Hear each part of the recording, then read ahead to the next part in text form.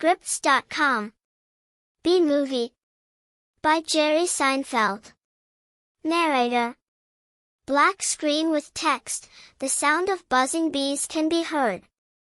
According to all known laws of aviation, there is no way a bee should be able to fly.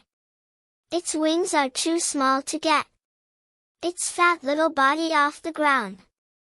The bee, of course, flies anyway. Because bees don't care what humans think is impossible. Barry Benson. Barry is picking out a shirt. Yellow, black. Yellow, black. Yellow, black. Yellow, black.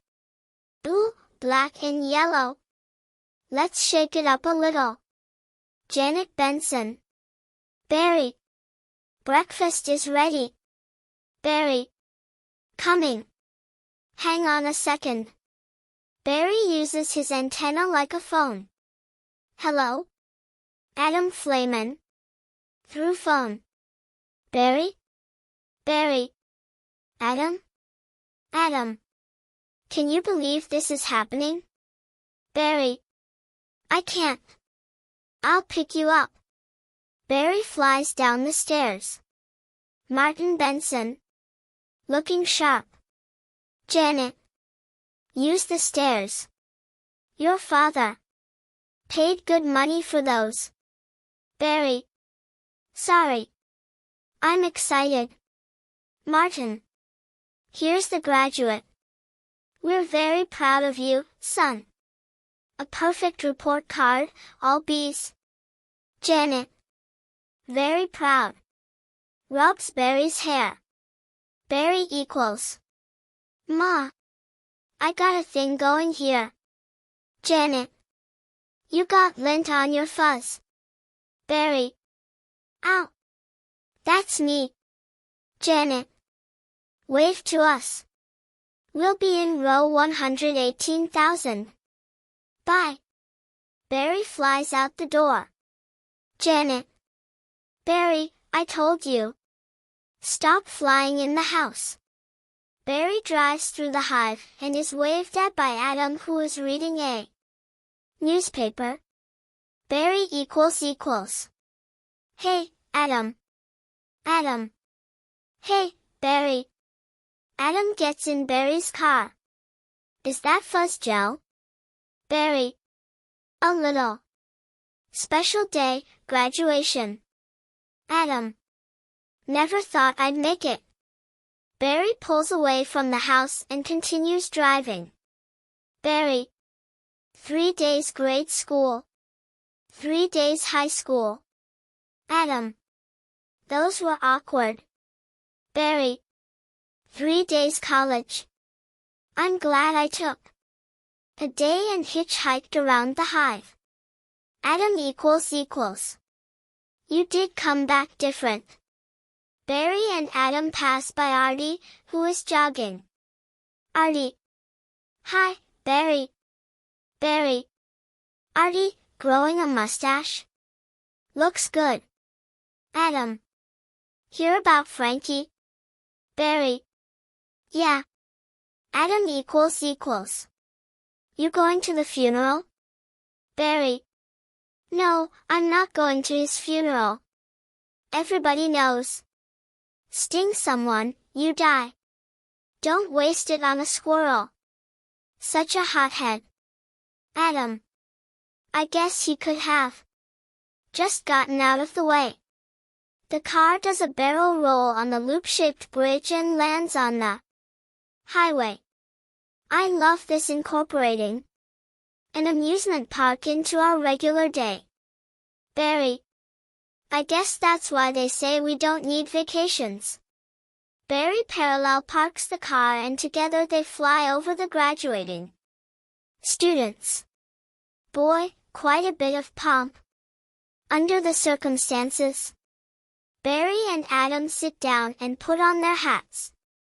Well, Adam, today we are men. Adam.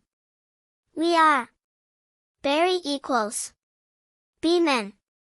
Equals Adam equals. Amen. Barry and Adam. Hallelujah! Barry and Adam both have a happy spasm. Announcer. Students, faculty, distinguished bees. Please welcome Dean Buswell. Dean Buswell. Welcome, new hivoidy. Graduating class of 9. That concludes our ceremonies. And begins your career. At Onyx Industries. Adam. Will we pick our job today? Adam and Barry get into a tour bus. Barry equals. I heard it's just orientation. Tour buses rise out of the ground and the students are automatically loaded into the buses. Tour guide. Heads up. Here we go. Announcer. Keep your hands and antennas inside the tram at all times. Barry. Wonder what it'll be like. Adam. A little scary. Tour guide equals. Welcome to Onyx, a division of UNESCO, and a part of the Hexagon Group. Barry. This is it. Barry and Adam. Wow. Barry. Wow. The bus drives down a road and on either side are the bees' massive, complicated honey-making machines. Tour guide.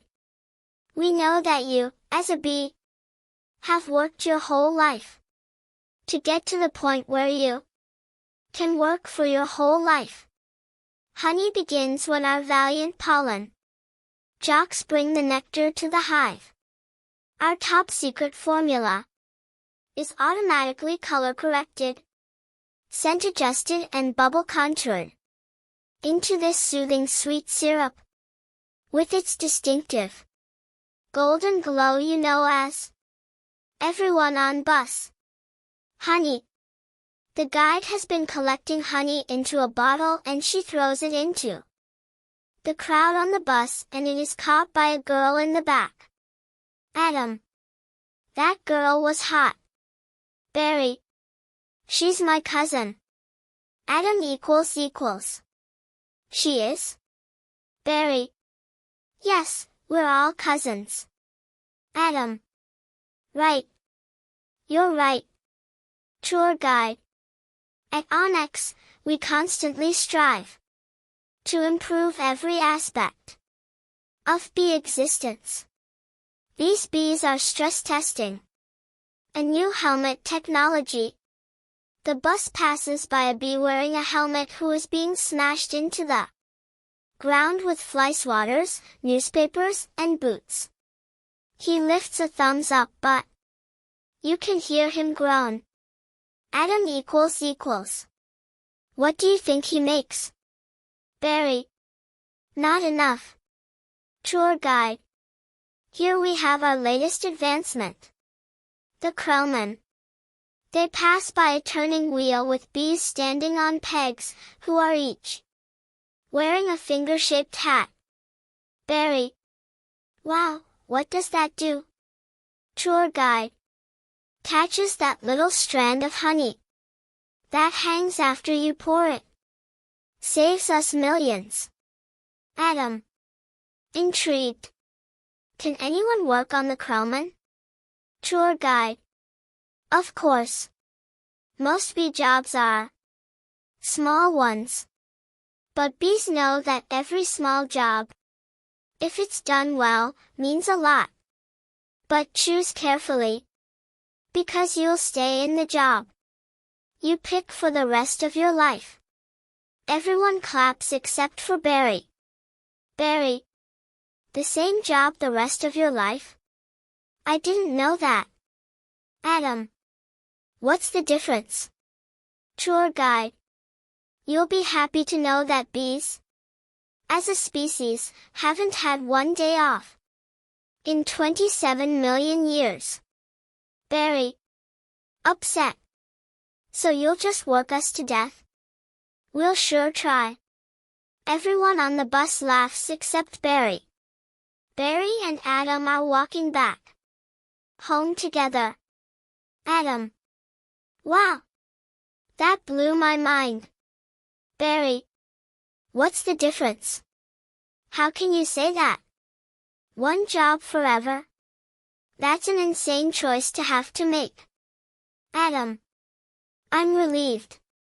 Now we only have to make one decision in life. Barry. But, Adam, how could they never have told us that? Adam. Why would you question anything? We're bees. We're the most perfectly functioning society on Earth. Barry. You ever think maybe things work a little too well here? Adam. Like what? Give me one example. Barry and Adam stop walking and it is revealed to the audience that hundreds of cars are speeding by and narrowly missing them in perfect unison. Barry. I don't know. But you know what I'm talking about. Announcer. Please clear the gate. Royal Nectar Force on approach. Barry. Wait a second. Check it out. The pollen jocks fly in, circle around, and landing in line. Hey, those are pollen jocks. Adam. Wow. I've never seen them this close. Barry. They know what it's like outside the hive. Adam. Yeah, but some don't come back. Girl bees. Hey, jocks. Hi, jocks. The pollen jocks hook up their backpacks to machines that pump the nectar to trucks, which drive away. Lulo Duva. You guys did great. You're monsters. You're sky freaks. I love it. Punching the pollen jocks in joy. I love it. Adam. I wonder where they were. Barry. I don't know. Their day's not planned. Outside the hive, flying who knows where, doing who knows what. You can't just decide to be a pollen jock. You have to be bred for that. Adam equals. Right. Barry and Adam are covered in some pollen that floated off of the pollen jocks. Barry. Look at that. That's more pollen than you and I will see in a lifetime. Adam. It's just a status symbol. Bees make too much of it. Barry. Perhaps. Unless you're wearing it. And the ladies see you wearing it. Barry waves at two girls standing a little away from them. Adam equals. Those ladies? Aren't they our cousins too? Barry. Distant. Pollen jock number 1. Look at these two. Pollen jock number 2. Couple of hive Harrys. Pollen jock number 1. Let's have fun with them. Girl bee number 1. It must be dangerous being a pollen jock. Barry. Yeah. Once a bear pinned me against a mushroom. He had a paw on my throat. And with the other, he was slapping me. Slaps Adam with his hand to represent his scenario. Girl bee number 2. Oh, my. Barry. I never thought I'd knock him out. Girl bee number 1. Looking at Adam. What were you doing during this? Adam. Obviously I was trying to alert the authorities. Barry. I can autograph that. The pollen jocks walk up to Barry and Adam.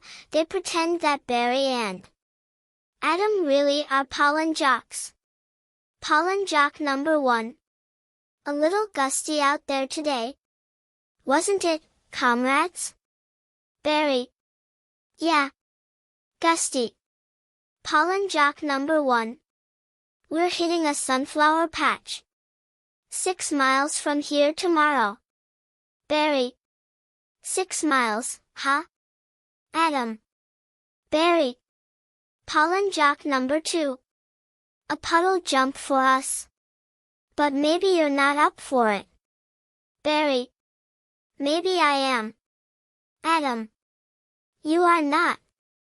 Pollen jock number 1. We're going 0900 at J Gate. What do you think, Buzzy boy? Are you be enough? Barry. I might be. It all depends on what 0900 means. The scene cuts to Barry looking out on the high city from his balcony at night. Martin. Hey, Onyx. Barry. Dad, you surprised me. Martin. You decide what you're interested in? Barry. Well, there's a lot of choices. But you only get one. Do you ever get bored doing the same job every day? Martin. Son, let me tell you about stirring. You grab that stick, and you just move it around, and you stir it around. You get yourself into a rhythm. It's a beautiful thing. Barry.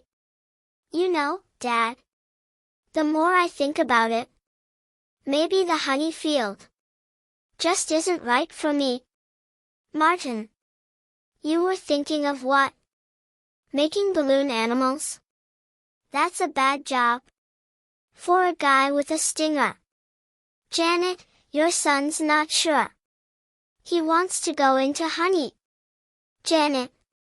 Barry, you are so funny sometimes. Barry. I'm not trying to be funny. Martin. You're not funny. You're going into honey. Our son, the stirrer. Janet.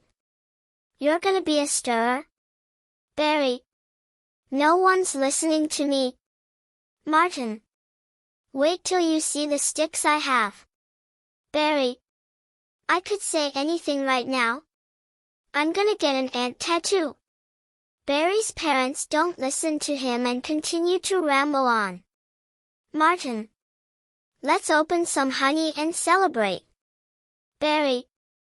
Maybe I'll pierce my thorax. Shave my antennae. Shack up with a grasshopper. Get a gold tooth and call everybody dog. Janet. I'm so proud. The scene cuts to Barry and Adam waiting in line to get a job. Adam. We're starting work today. Barry. Today's the day. Adam. Come on. All the good jobs will be gone. Barry.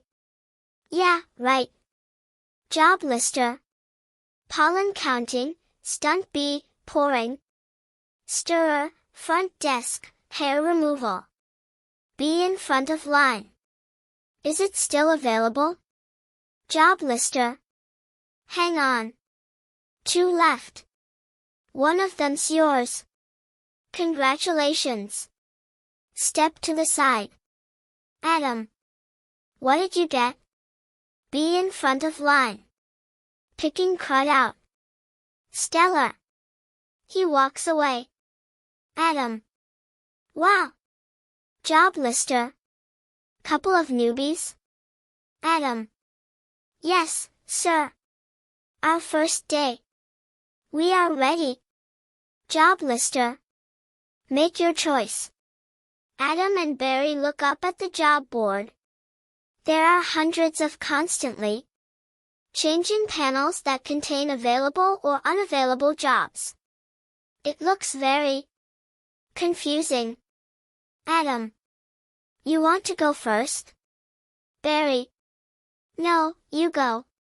Adam. Oh, my. What's available? Job lister. Restroom attendants open. Not for the reason you think. Adam. Any chance of getting the Krellman? Job lister. Sure, you're on. Puts the Krellman finger hat on Adam's head. Suddenly the sign for Krellman closes out. I'm sorry, the crowman just closed out. Takes Adam's hat off. Wax monkeys always open. Adam. The crowman opened up again. What happened? Job lister. A bee died. Makes an opening. See? He's dead. Another dead one. Dee-dee. Deatify. 2 more dead. Dead from the neck up. Dead from the neck down. That's life. Adam. Oh, this is so hard. Barry remembers what the pollen jock offered him and he flies off. Heating, cooling. Stunt bee, pourer, stirrer. Humming, inspector number 7. Lint coordinator, stripe supervisor. Mite wrangler. Barry, what? Do you think I should? Barry? Adam turns around and sees Barry flying away. Barry. Pollen jock. All right, we've got the sunflower patch. In quadrant 9. Adam. Through phone. What happened to you? Where are you? Barry. I'm going out. Adam. Out? Out where? Barry. Out there. Adam. Oh, no. Barry. I have to, before I go. To work for the rest of my life. Adam. You're gonna die. You're crazy. Barry hangs up. Hello? Pollen jock number 2. Another call coming in. If anyone's feeling brave. There's a Korean deli on 83rd. That gets their roses today. Barry. Hey, guys.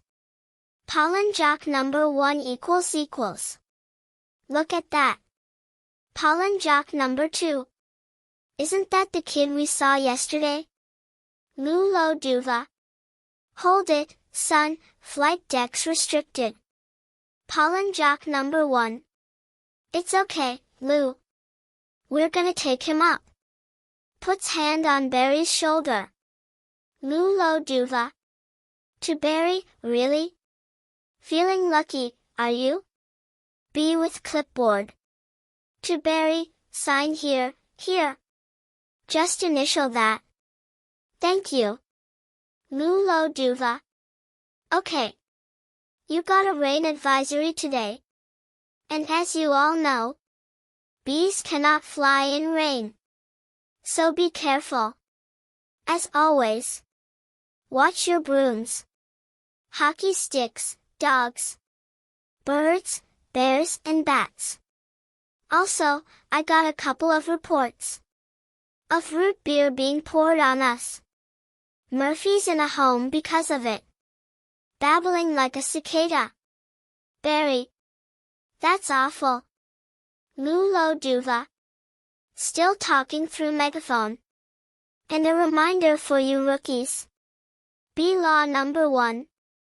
Absolutely no talking to humans. Alright, launch positions. Pollen jocks. The pollen jocks run into formation. Buzz, buzz, buzz, buzz. Buzz, buzz. Buzz, buzz. Buzz, buzz, buzz, buzz. Lulu Duva. Black and yellow. Pollen jocks. Hello. Pollen jock number 1.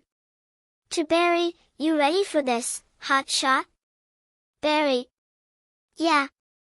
Yeah, bring it on. Pollen jocks. Wind, check. Antennae, check. Nectar pack, check. Wings, check. Stinger, check. Barry. Scared out of my shorts, check. Lulo Duva. Okay, ladies. Let's move it out. Pound those petunias. You striped stem suckers. All of you, drain those flowers. The pollen jocks fly out of the hive. Barry. Wow. I'm out. I can't believe I'm out. So blue. I feel so fast and free. Box kite. Berry flies through the kite. Wow! Flowers. A pollen jock puts on some high-tech goggles that shows flowers similar to heat sink goggles. Pollen jock. This is blue leader. We have roses visual. Bring it around 30 degrees and hold. Roses. Pollen jock number 1. 30 degrees, Roger. Bringing it around. Stand to the side, kid. It's got a bit of a kick. The pollen jock fires a high-tech gun at the flower, shooting tubes that suck up the nectar from the flower and collects it into a pouch on the gun. Berry. That is one nectar collector. Pollen jock #1 ==. Ever see pollination up close? Berry. No, sir. Pollen jock number 1. Berry and the pollen jock fly over the field, the pollen jock sprinkles pollen as he goes. I pick up some pollen here, sprinkle it over here. Maybe a dash over there. A pinch on that one. See that?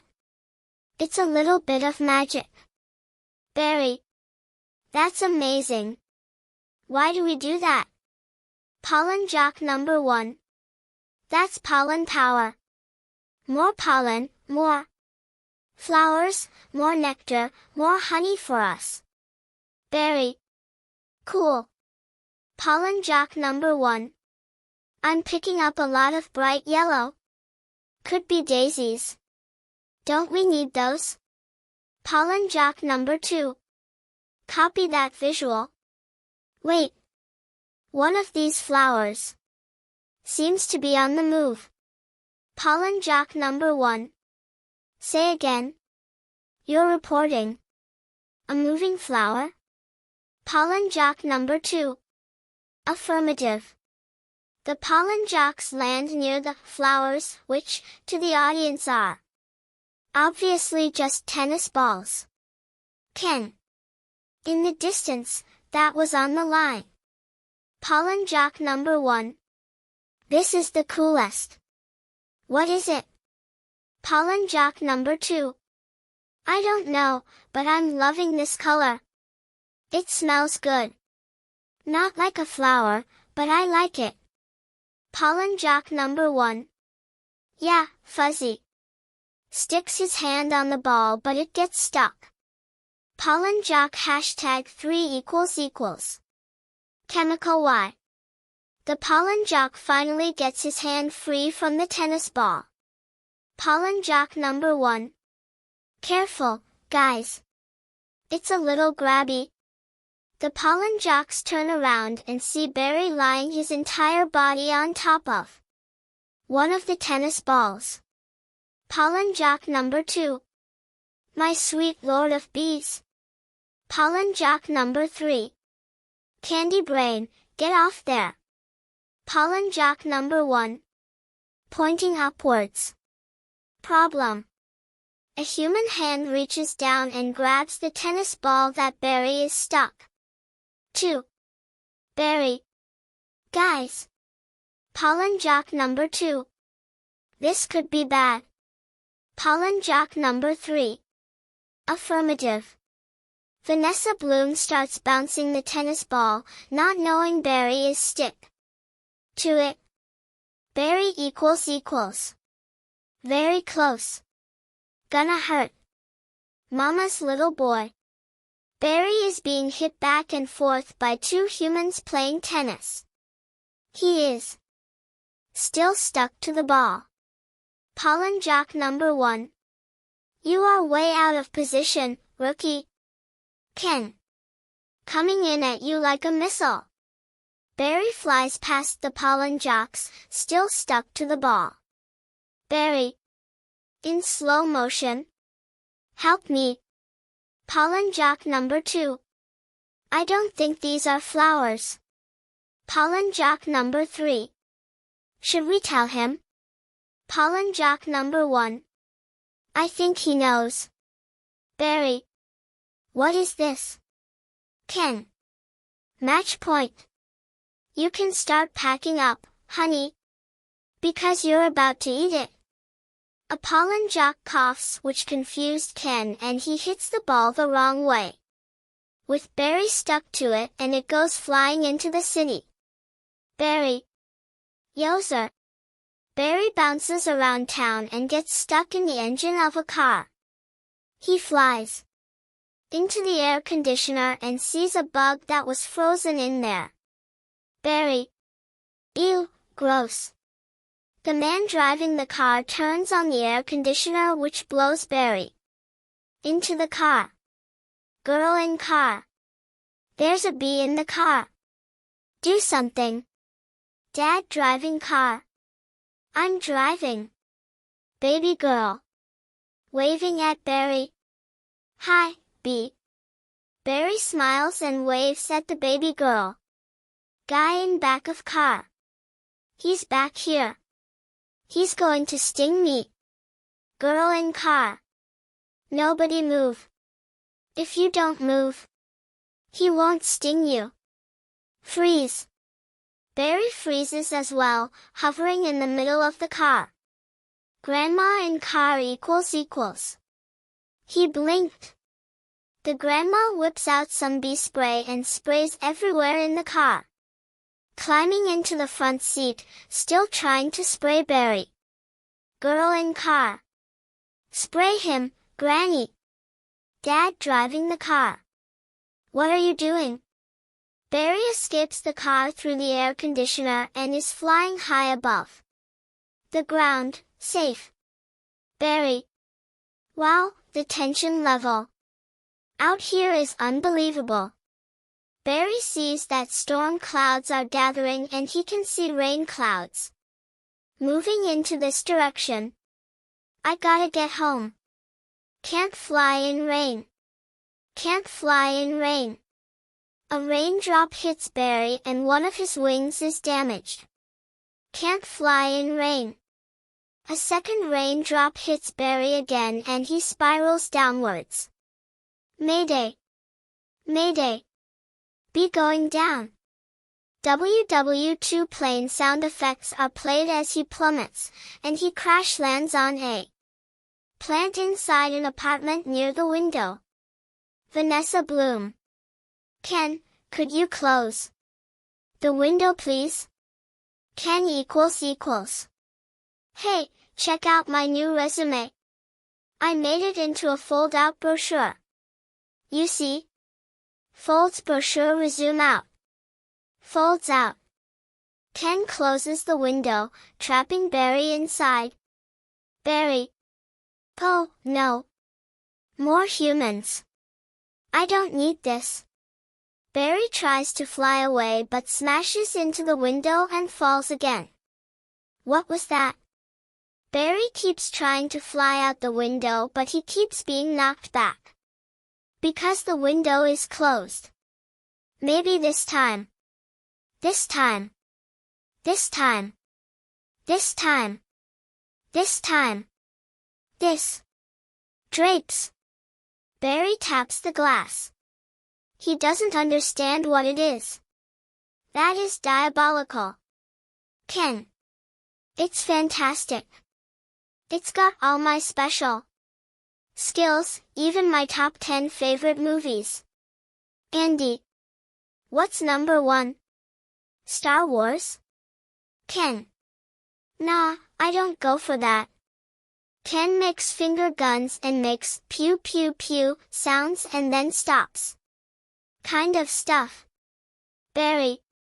No wonder we shouldn't talk to them. They're out of their minds. Ken.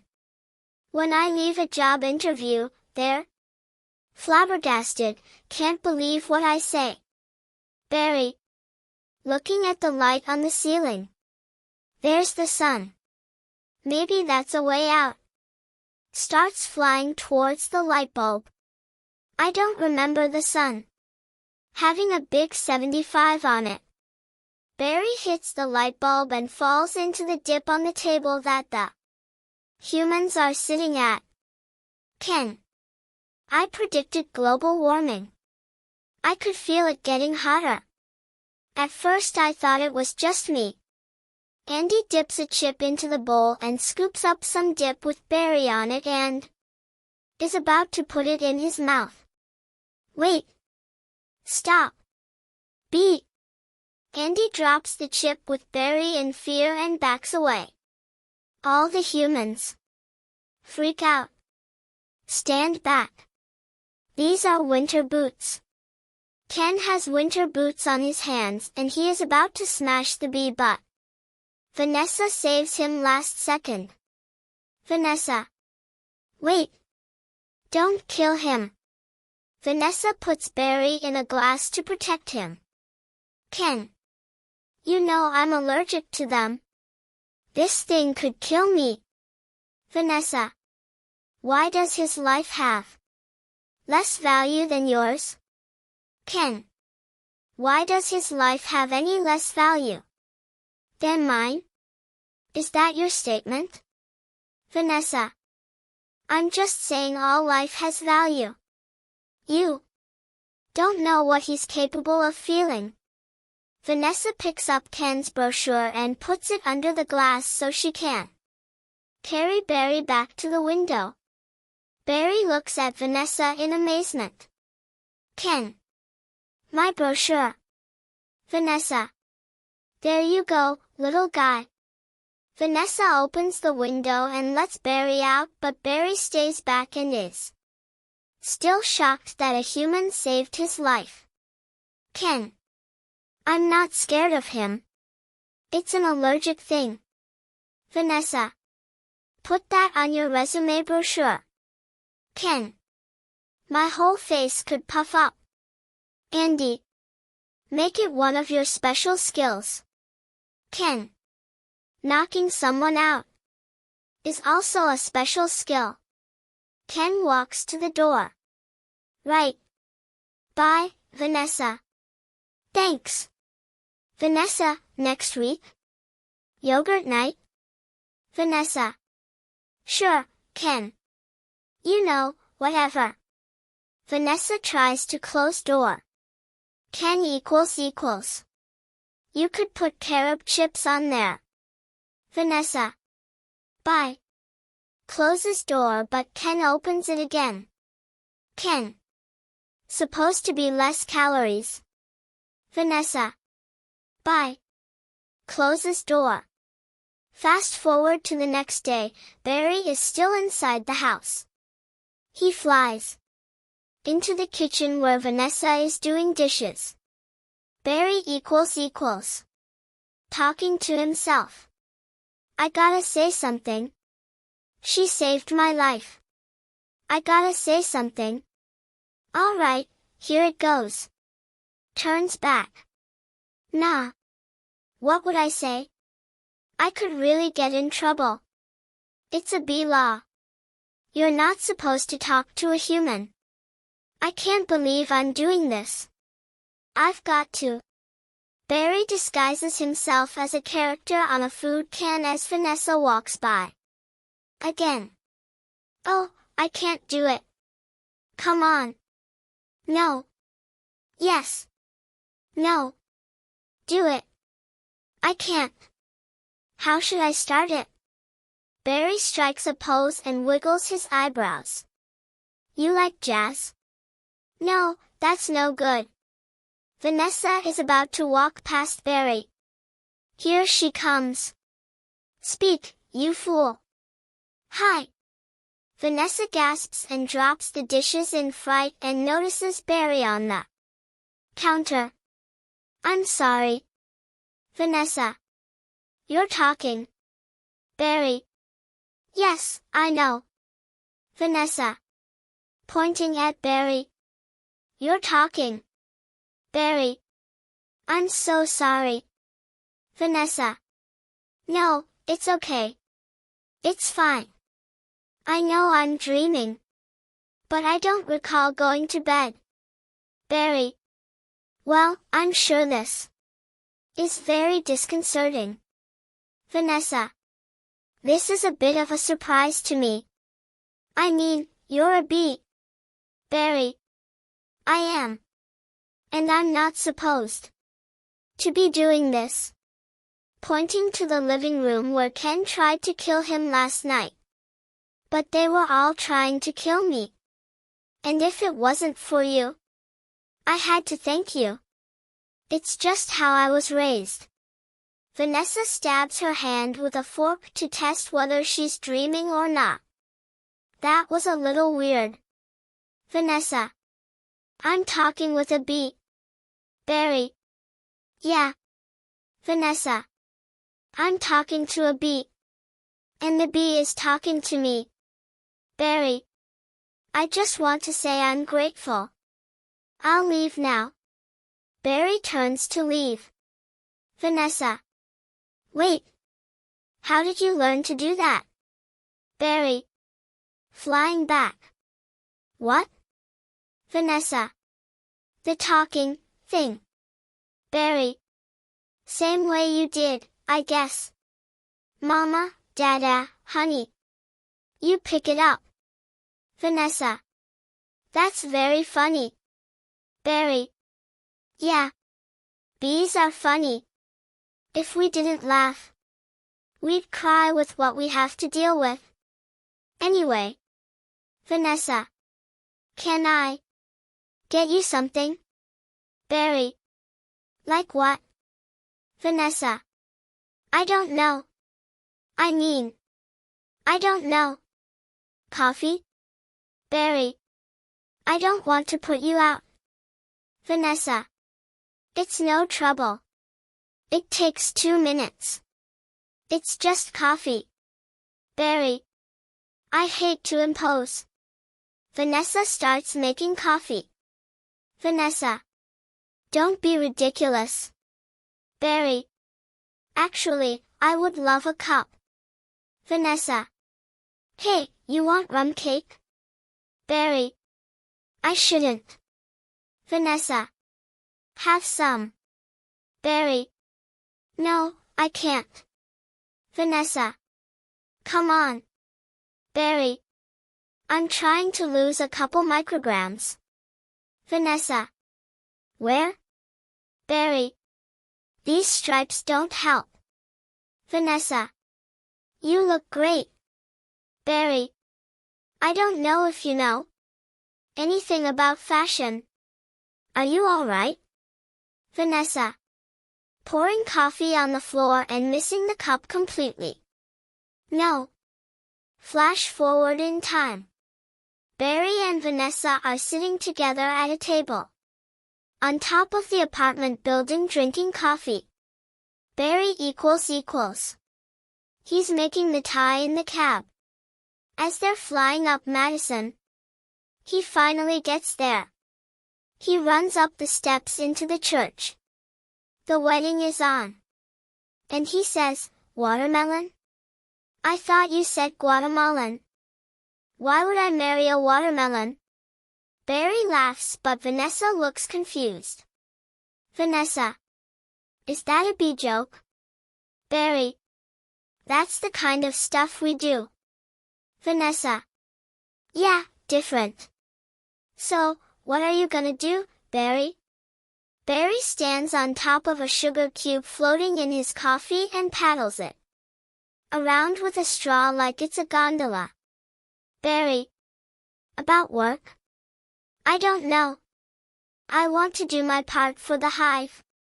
But I can't do it the way they want. Vanessa. I know how you feel. Barry. You do? Vanessa. Sure. My parents wanted me to be a lawyer or a doctor, but I wanted to be a florist. Barry. Really? Vanessa. My only interest is flowers. Barry. Our new queen was just elected. With that same campaign slogan. Anyway, if you look. Barry points to a tree in the middle of Central Park. There's my hive right there. See it? Vanessa. You're in Sheep Meadow? Barry. Yes. I'm right off the turtle pond. Vanessa. No way. I know that area. I lost a toe ring there once. Barry. Why do girls put rings on their toes? Vanessa. Why not? Barry. It's like putting a hat on your knee. Vanessa. Maybe I'll try that. A custodian installing a light bulb looks over at them, but to his perspective it looks like Vanessa is talking to a cup of coffee on the table. Custodian. You all right, ma'am? Vanessa. Oh, yeah.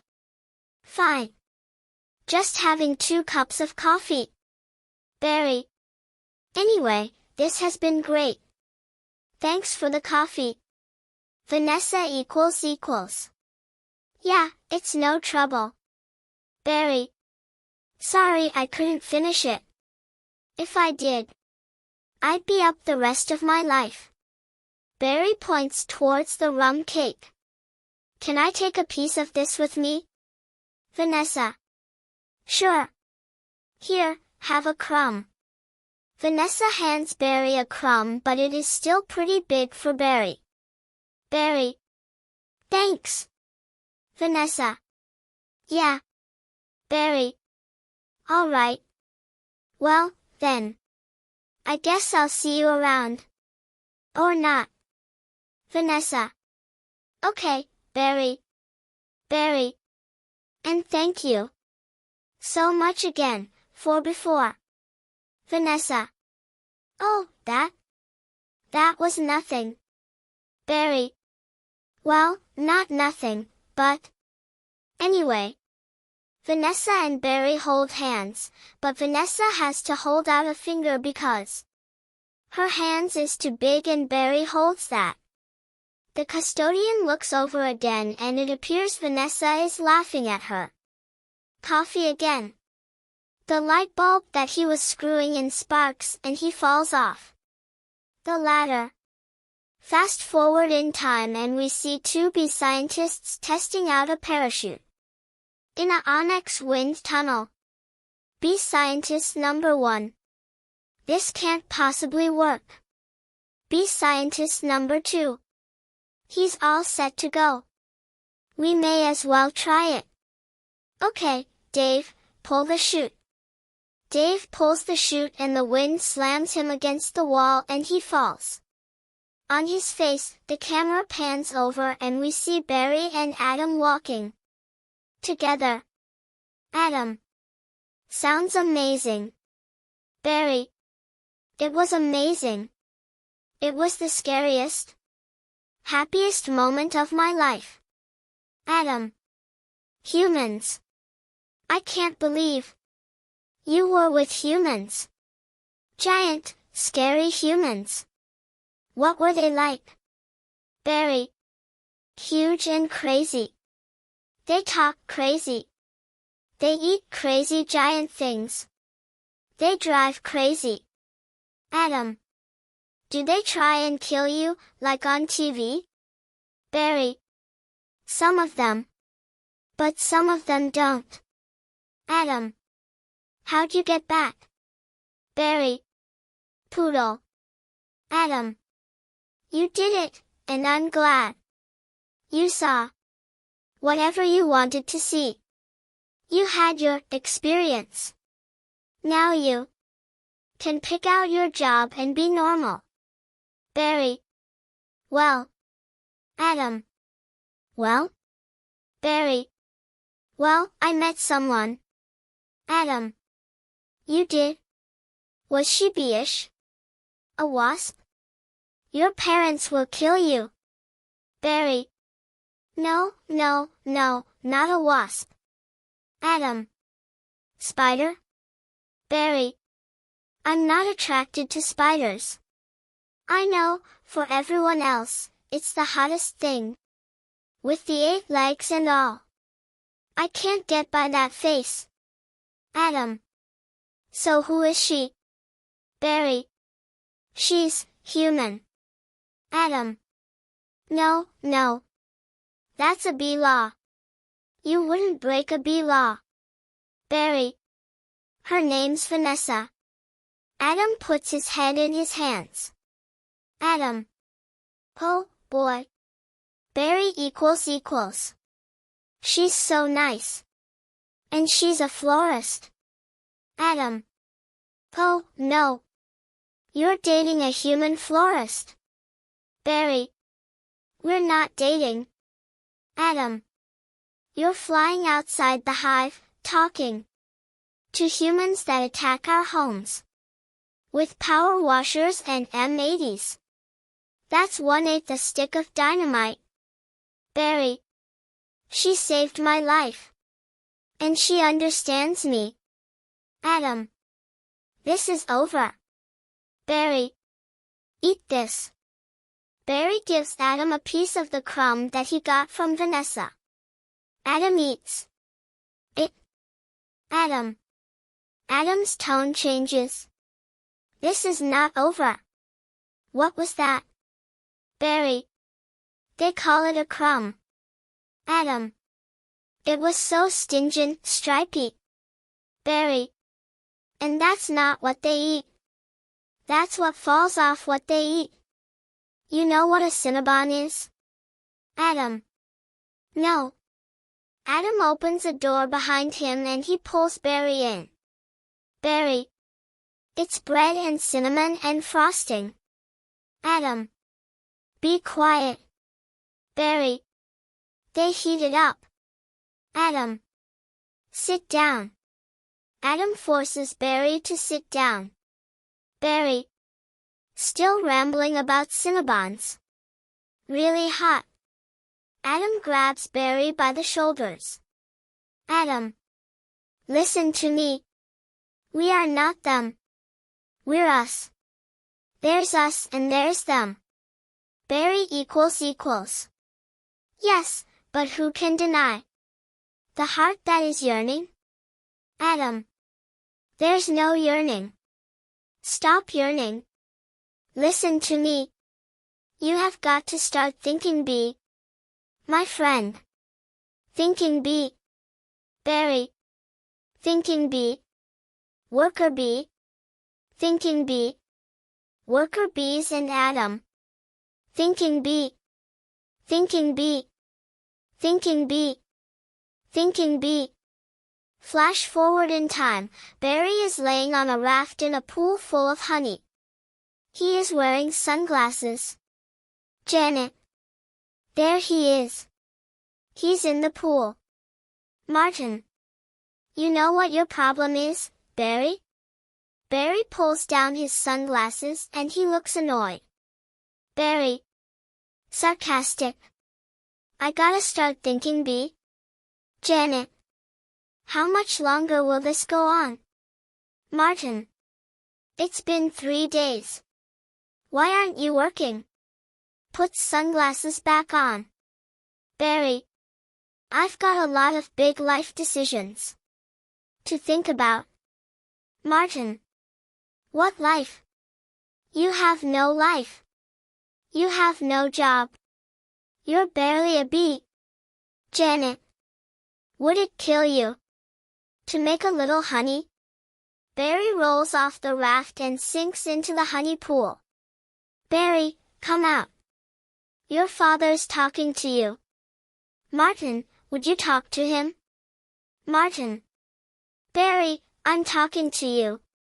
Barry keeps sinking into the honey until he is suddenly in Central Park, having a picnic with Vanessa. Barry has a cup of honey and he clinks his glass with Vanessa's. Suddenly a mosquito lands on Vanessa and she slaps it, killing it. They both gasp but then burst out laughing. Vanessa. You coming? The camera pans over and Vanessa is climbing into a small yellow airplane. Barry. Got everything? Vanessa. All set.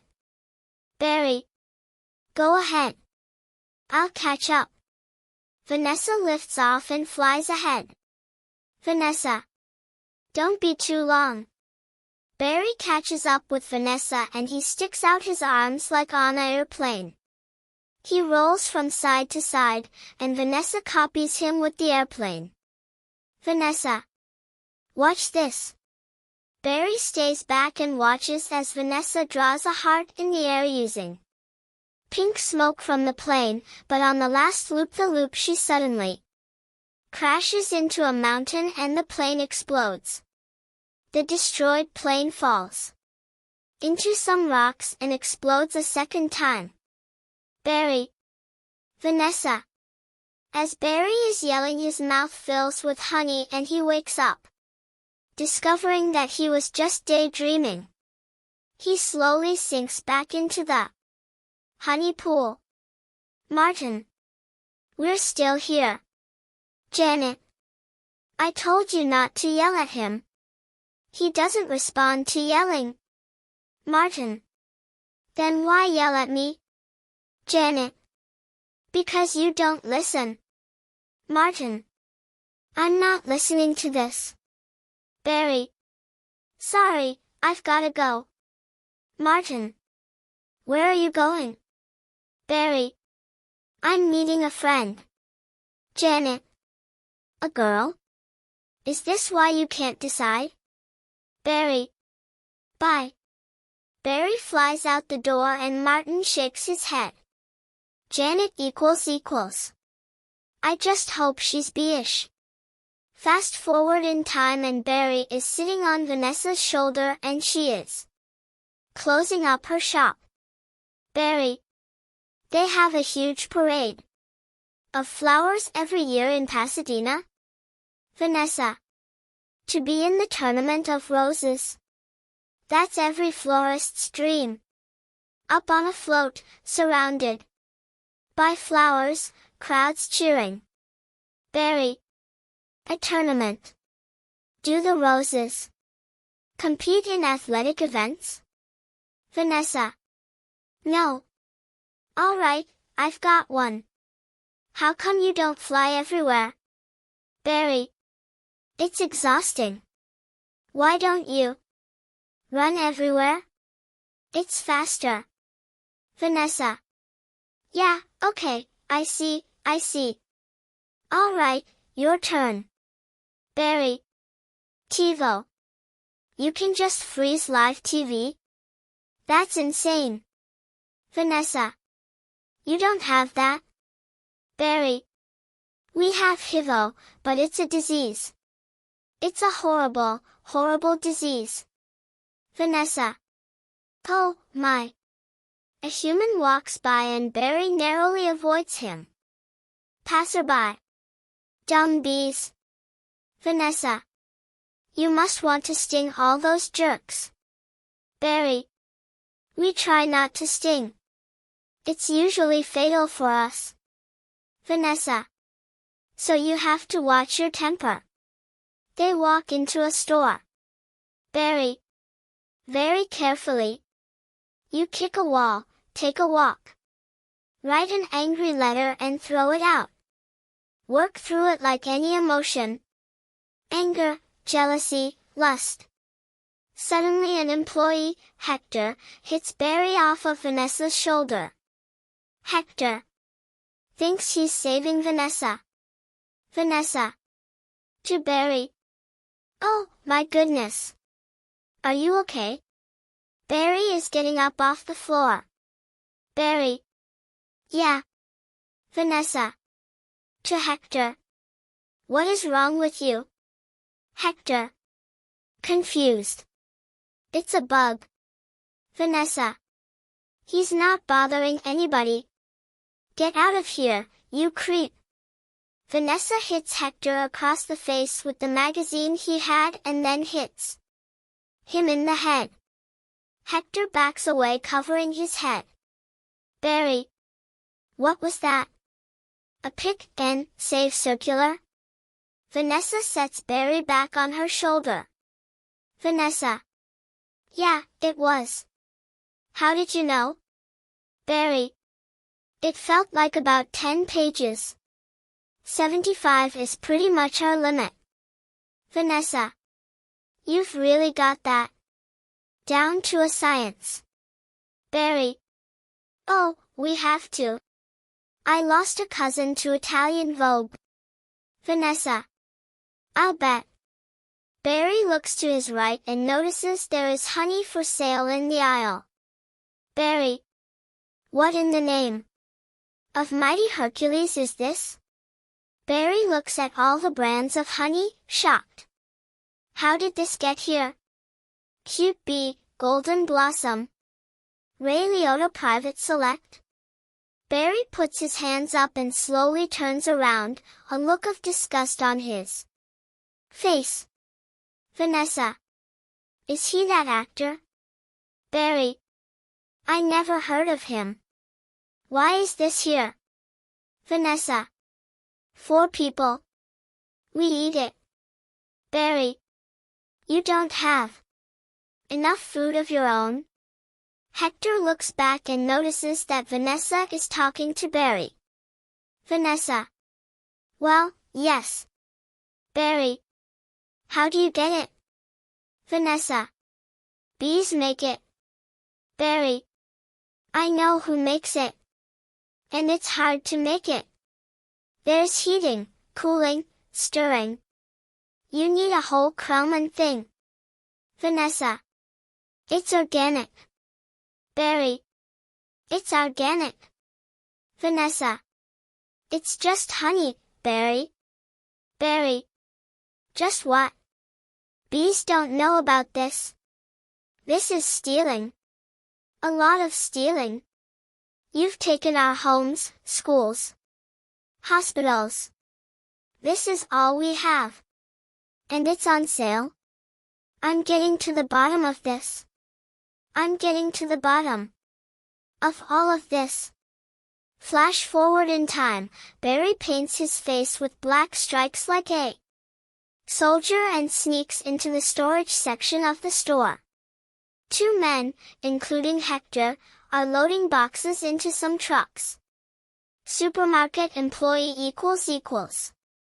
Hey, Hector. You almost done? Hector.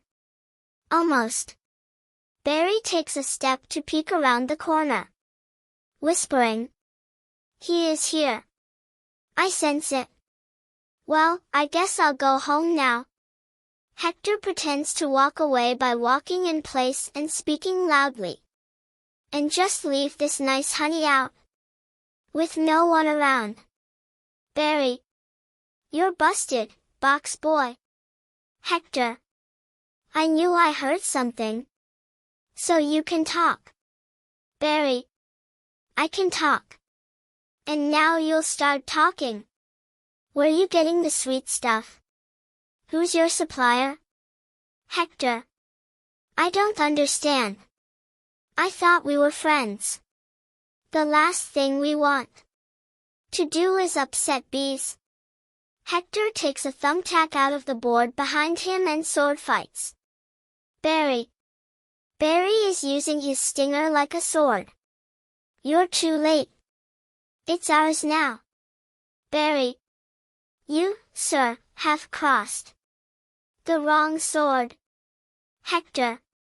You, sir, will be lunch for my iguana, Ignacio. Barry hits the thumbtack out of Hector's hand and Hector surrenders. Barry. Where is the honey coming from? Tell me where. Hector. Pointing to leaving truck. Honey Farms. It comes from Honey Farms. Barry chases after the truck but it is getting away. He flies onto a bicyclist's backpack and he catches up to the truck. Car driver. To bicyclist. Crazy person. Barry flies off and lands on the windshield of the Honey Farms truck. Barry looks around and sees dead bugs splattered everywhere. Barry. What horrible thing has happened here? These faces, they never knew what hit them. And now, they're on the road to nowhere. Barry hears a sudden whisper. Barry looks up and sees moose blood, a mosquito playing dead. Moose blood. Just keep still. Barry. What? You're not dead? Moose blood. Do I look dead? They will wipe anything that moves. Where you headed? Barry. To honey farms. I am onto something huge here. Moose blood. I'm going to Alaska. Moose blood. Crazy stuff. Blows your head off. Another bug playing dead. I'm going to Tacoma. Barry looks at another bug. Barry. And you? Moose blood. He really is dead. Barry. All right. Another bug hits the windshield and the drivers notice. They activate the windshield wipers. Moose blood equals. Oh.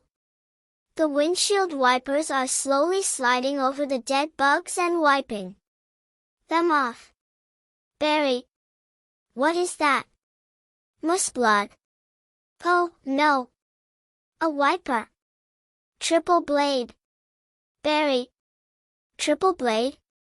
Moose blood. Jump on. It's your only chance, B. Moose blood and Barry grab onto the wiper and they hold on as it wipes the windshield.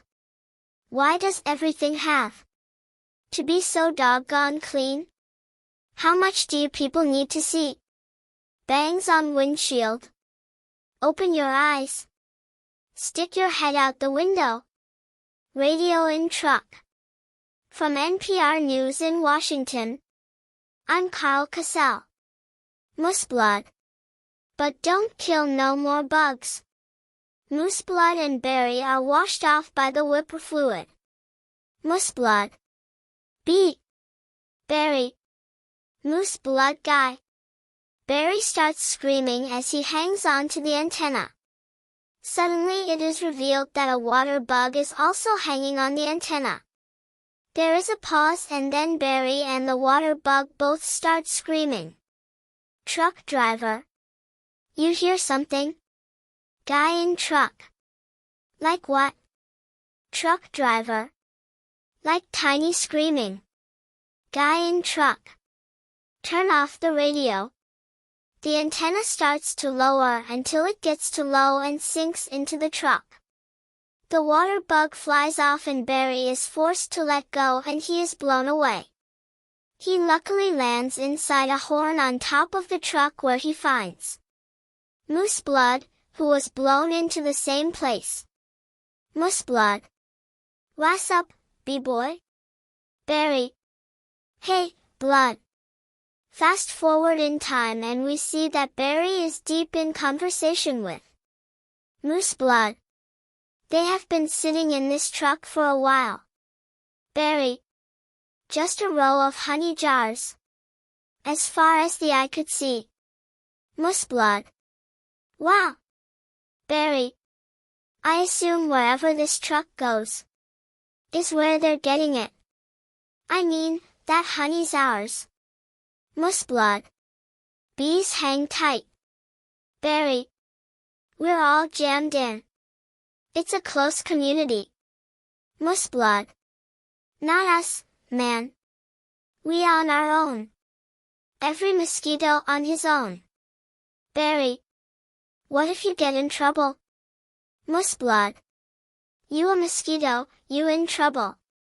Nobody likes us. They just smack. See a mosquito, smack, smack. Barry. At least you're out in the world. You must meet girls. Moose blood.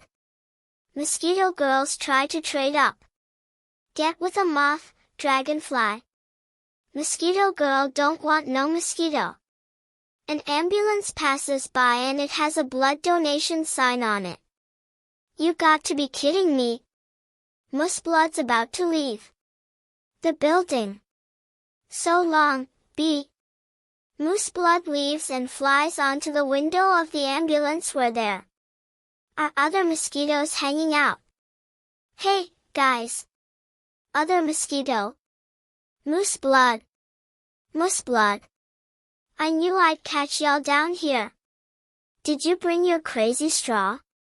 The truck goes out of view and Barry notices that the truck he's on is pulling into a camp of some sort. Truck driver. We throw it in jars, slap a label on it, and it's pretty much pure profit. Barry flies out. Barry. What is this place? Beekeeper 1 hashtag. A bee's got a brain the size of a pinhead. Beekeeper number 2. They are pinheads. Pinhead. Check out the new smoker. Beekeeper number 1. Oh, sweet. That's the one you want. The Thomas 3000. Barry. Smoker? Beekeeper number 1. 90 puffs a minute, semi-automatic. Twice the nicotine, all the tar. A couple breaths of this knocks them right out. Beekeeper number 2. They make the honey, and we make the money. Barry. They make the honey, and we make the money. The beekeeper sprays hundreds of cheap miniature apartments with the smoker. The bees are fainting or passing out. Oh, my. What's going on? Are you okay? Barry flies into one of the apartment and helps a bee couple get off the ground. They are coughing and it's hard for them to stand. Bee in apartment. Yeah. It doesn't last too long. Barry. Do you know you're in a fake hive with fake walls? Bee in apartment. Our queen was moved here. We had no choice. The apartment room is completely empty except for a photo on the wall of the queen, who is obviously a man in women's clothes. Barry. This is your queen. That's a man in women's clothes. That's a drag queen. What is this? Barry flies out and he discovers that there are hundreds of these structures, each housing thousands of bees. Oh, no. There's hundreds of them. Barry takes out his camera and takes pictures of these bee work camps. The beekeepers look very evil in these depictions. Bee honey. Our honey is being brazenly stolen. On a massive scale. This is worse than anything bears have done. I intend to do something. Flash forward in time and Barry is showing these pictures to his parents. Janet. Oh, Barry, stop. Martin. Who told you humans are taking our honey? That's a rumor. Barry. Do these look like rumors? Holds up the pictures. Uncle Carl. That's a conspiracy theory. These are obviously doctored photos. Janet. How did you get mixed up in this? Adam. He's been talking to humans. Janet. What? Martin. Talking to humans? Adam. He has a human girlfriend. And they make out. Janet. Make out? Barry. Barry. We do not. Adam. You wish you could. Martin. Whose side are you on? Barry. The bees. Uncle Carl. He has been sitting in the back of the room this entire time. I dated a cricket once in San Antonio. Those crazy legs kept me up all night. Janet. Barry, this is what you want to do with your life? Barry. I want to do it for all our lives. Nobody works harder than bees. Dad, I remember you coming home so overworked. Your hands were still stirring. You couldn't stop. Janet. I remember that. Barry. What right do they have to our honey? We live on 2 cups a year. They put it in lip balm for no reason whatsoever. Adam. Even if it's true, what can one be do? Barry. Sting them where it really hurts. Martin. In the face. The eye. That would hurt. Barry. No. Martin. Up the nose. That's a killer. Barry. There's only one place you can sting.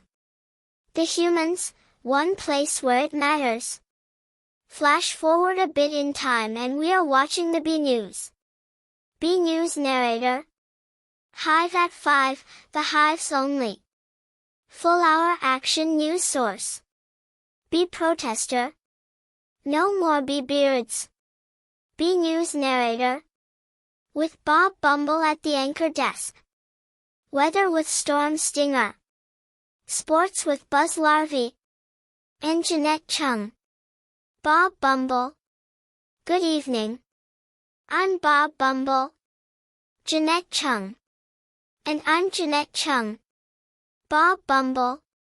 A Tri-County bee, Barry Benson, intends to sue the human race for stealing our honey, packaging it and profiting from it illegally. Jeanette Chung. Tomorrow night on Be Larry King, we'll have 3 former queens here in our studio, discussing their new book, Classy Ladies, out this week on Hexagon.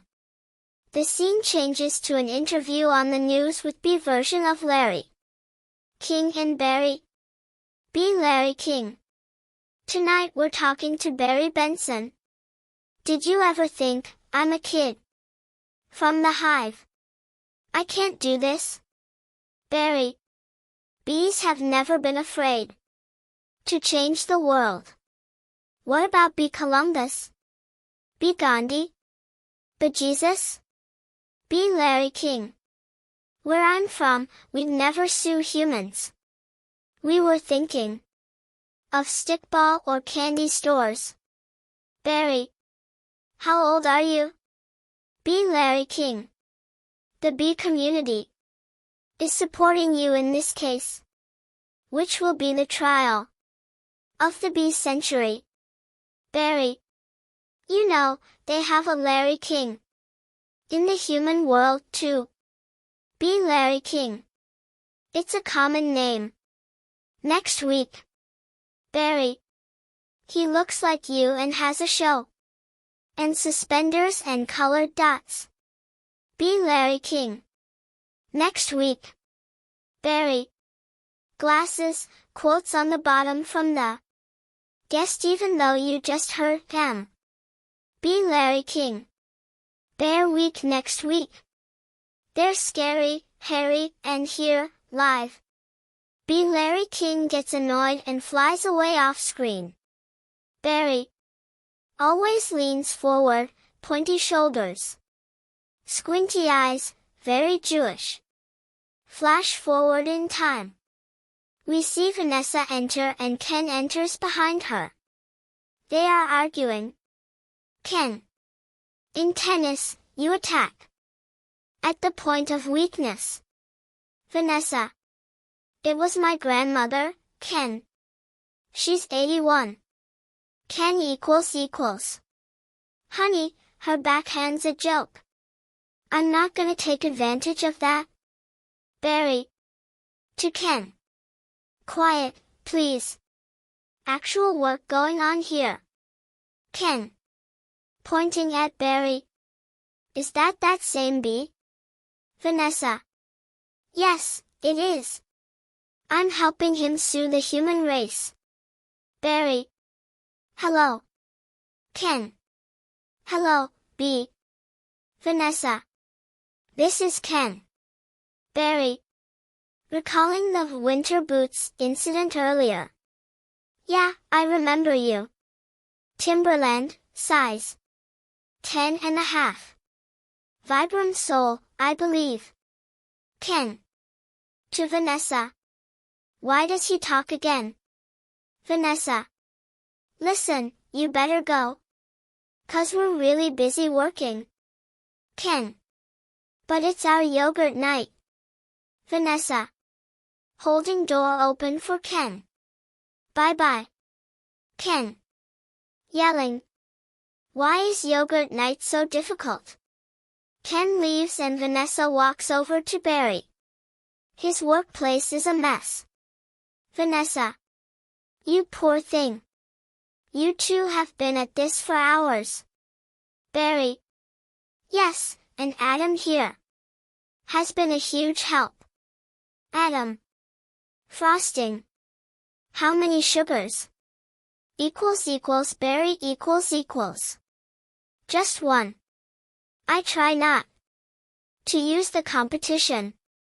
So why are you helping me? Vanessa. Bees have good qualities. And it takes my mind off the shop. Instead of flowers, people are giving balloon bouquets now. Barry. Those are great, if you're 3.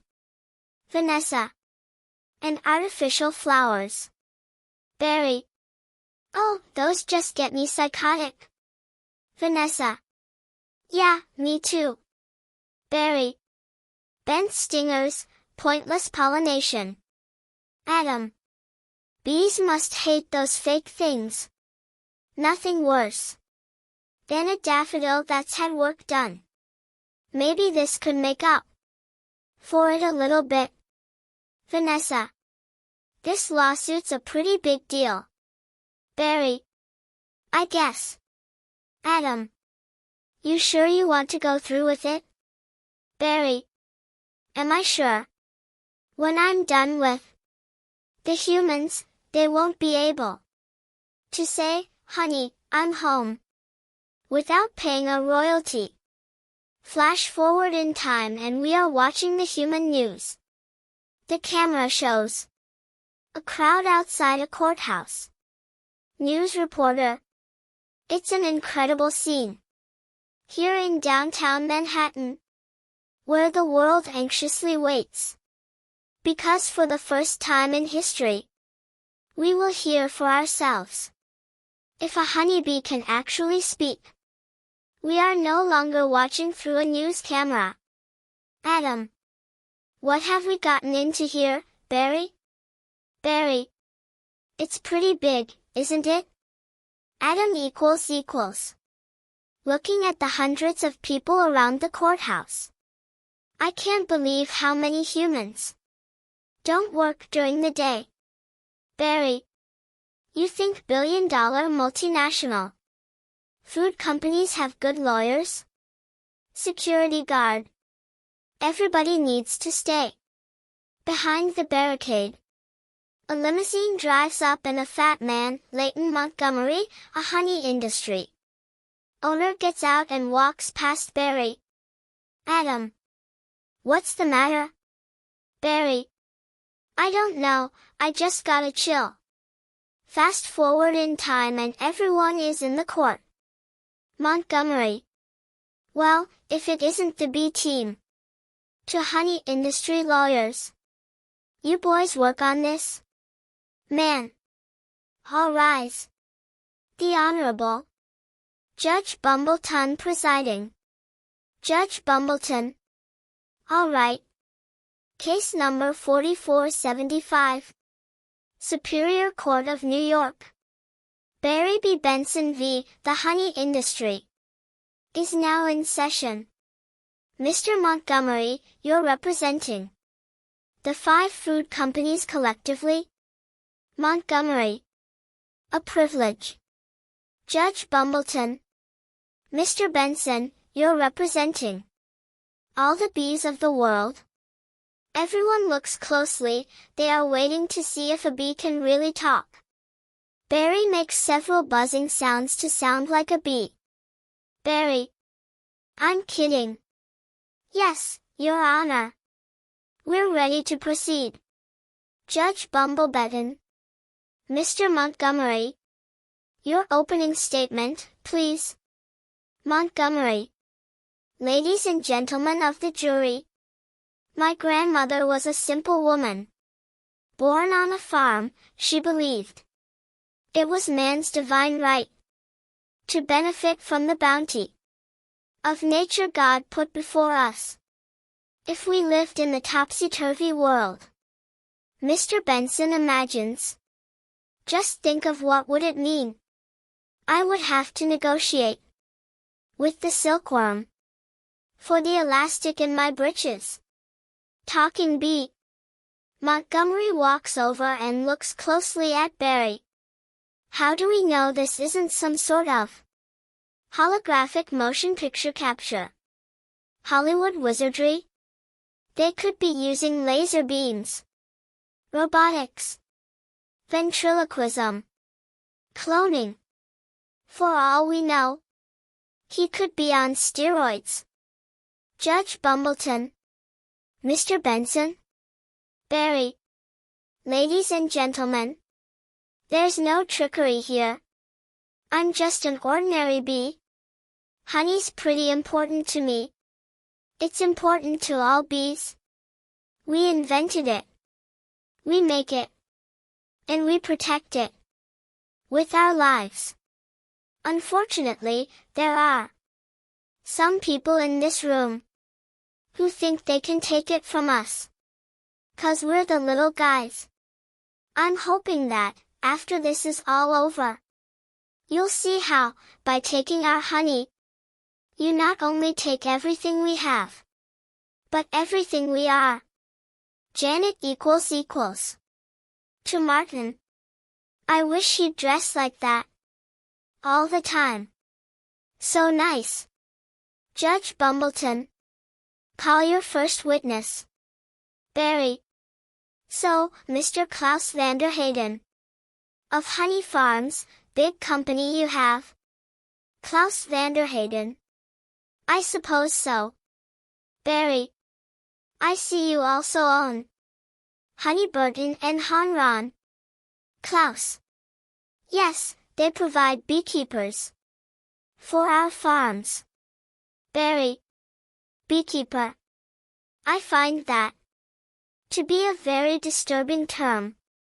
I don't imagine you employ any bee-freers, do you? Klaus. Quietly. No. Barry. I couldn't hear you. Klaus. No. Barry. No. Because you don't free bees. You keep bees. Not only that, it seems you thought a bear would be an appropriate image for a jar of honey. Klaus. They're very lovable creatures. Yogi Bear, Fozzie Bear, Build-A-Bear. Barry. You mean like this? The bear from over the hedge barges in through the back door and it is roaring and standing on its hind legs. It is thrashing its claws and people are screaming. It is being held back by a guard who has the bear on a chain, pointing to the roaring bear. Bears kill bees. How'd you like his head crashing through your living room, biting into your couch, spitting out your throw pillows? Judge Bumbleton. Okay, that's enough. Take him away. The bear stops roaring and thrashing and walks out. Barry. So, Mr. Sting, thank you for being here. Your name intrigues me. Where have I heard it before? Mr. Sting. I was with a band called the Police. Barry. But you've never been a police officer, have you? Sting. No, I haven't. Barry. No, you haven't. And so here we have yet another example of bee culture casually stolen by a human for nothing more than a prance about stage name. Sting. Oh, please. Barry. Have you ever been stung, Mr. Sting? Because I'm feeling a little stung, Sting. Or should I say, Mr. Gordon M. Sumner Montgomery. That's not his real name? You idiots. Barry. Mr. Leota, first. Belated congratulations on your Emmy win for a guest spot on ER in 2005. Ray Liotta. Thank you. Thank you. Barry. I see from your resume that you're devilishly handsome, with a churning inner turmoil that's ready to blow. Ray Liotta. I enjoy what I do. Is that a crime? Barry. Not yet, it isn't. But is this what it's come to for you? Exploiting tiny, helpless bees. So you don't have to rehearse your part and learn your lines, sir? Ray Liotta. Watch it, Benson. I could blow right now. Barry. This isn't a good fella. This is a bad fella. Ray Liotta loses it and tries to grab Barry. Ray Liotta. Why doesn't someone just step on this creep, and we can all go home? Judge Bumbleton. Order in this court. Ray Liotta. You're all thinking it. Judge Bumbleton starts banging her gavel. Judge Bumbleton. Order. Order, I say. Ray Liotta. Say it. Man. Mr. Liotta, please sit down. We see a montage of magazines which feature the court case. Flash forward in time and Barry is back home with Vanessa. Barry. I think it was awfully nice of that bear to pitch in like that. Vanessa. I think the jury's on our side. Barry. Are we doing everything right, you know, legally? Vanessa. I'm a florist. Barry. Right. Well, here's to a great team. Vanessa. To a great team. Ken walks in from work. He sees Barry and he looks upset when he sees Barry clinking his glass with Vanessa. Ken. Well, hello. Vanessa. Oh, Ken. Barry. Hello. Vanessa. I didn't think you were coming. No, I was just late. I tried to call, but Ken holds up his phone and flips it open. The phone has no charge. The battery. Vanessa. I didn't want all this to go to waste. So I called Barry. Luckily, he was free. Ken. Oh, that was lucky. Ken sits down at the table across from Barry and Vanessa leaves the room. Vanessa. There's a little left. I could heat it up. Ken. Not taking his eyes off Barry. Yeah, heat it up, sure, whatever. Barry. So I hear you're quite a tennis player. I'm not much for the game myself. The ball's a little grabby. Ken. That's where I usually sit. Right. Points to where Barry is sitting. There. Vanessa. Calling from other room. Ken, Barry was looking at your resume. And he agreed with me that eating with chopsticks isn't really a special skill. Ken. To Barry. You think I don't see what you're doing? Barry. I know how hard it is to find the right job. We have that in common. Ken. Do we? Barry. Bees have 100% employment. But we do jobs like taking the crud out. Ken. Menacingly. That's just what I was thinking about doing. Ken reaches for a fork on the table but knocks it on the floor. He goes to pick it up. Vanessa. Ken, I let Barry borrow your razor for his fuzz. I hope that was all right. Ken quickly rises back up after hearing this but hits his head on the table and yells. Barry. I'm going to drain the old stinger. Ken. Yeah, you do that. Barry flies past Ken to get to the bathroom and Ken freaks out, splashing some of the wine he was using to cool his head in his eyes. He yells in anger. Barry looks at the magazines featuring his victories in court. Barry. Look at that. Barry flies into the bathroom. He puts his hand on his head, but this hurts him and makes him even madder. He yells again. Barry is washing his hands in the sink, but then Ken walks in. Ken. You know, I've just about had it.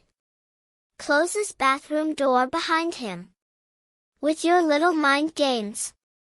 Ken is menacingly rolling up a magazine. Barry. Backing away.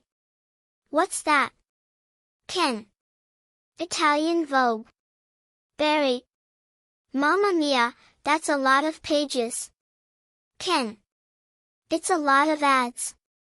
Barry. Remember what Van said, why is your life more valuable than mine? Ken. That's funny, I just can't seem to recall that. Ken smashes everything off the sink with the magazine and Barry narrowly escapes. Ken follows Barry around and tries to hit him with the magazine, but he keeps missing. Ken gets a spray bottle. I think something stinks in here. Barry. Enjoying the spray. I love the smell of flowers. Ken holds a lighter in front of the spray bottle. Ken. How do you like the smell of flames? Barry. Not as much.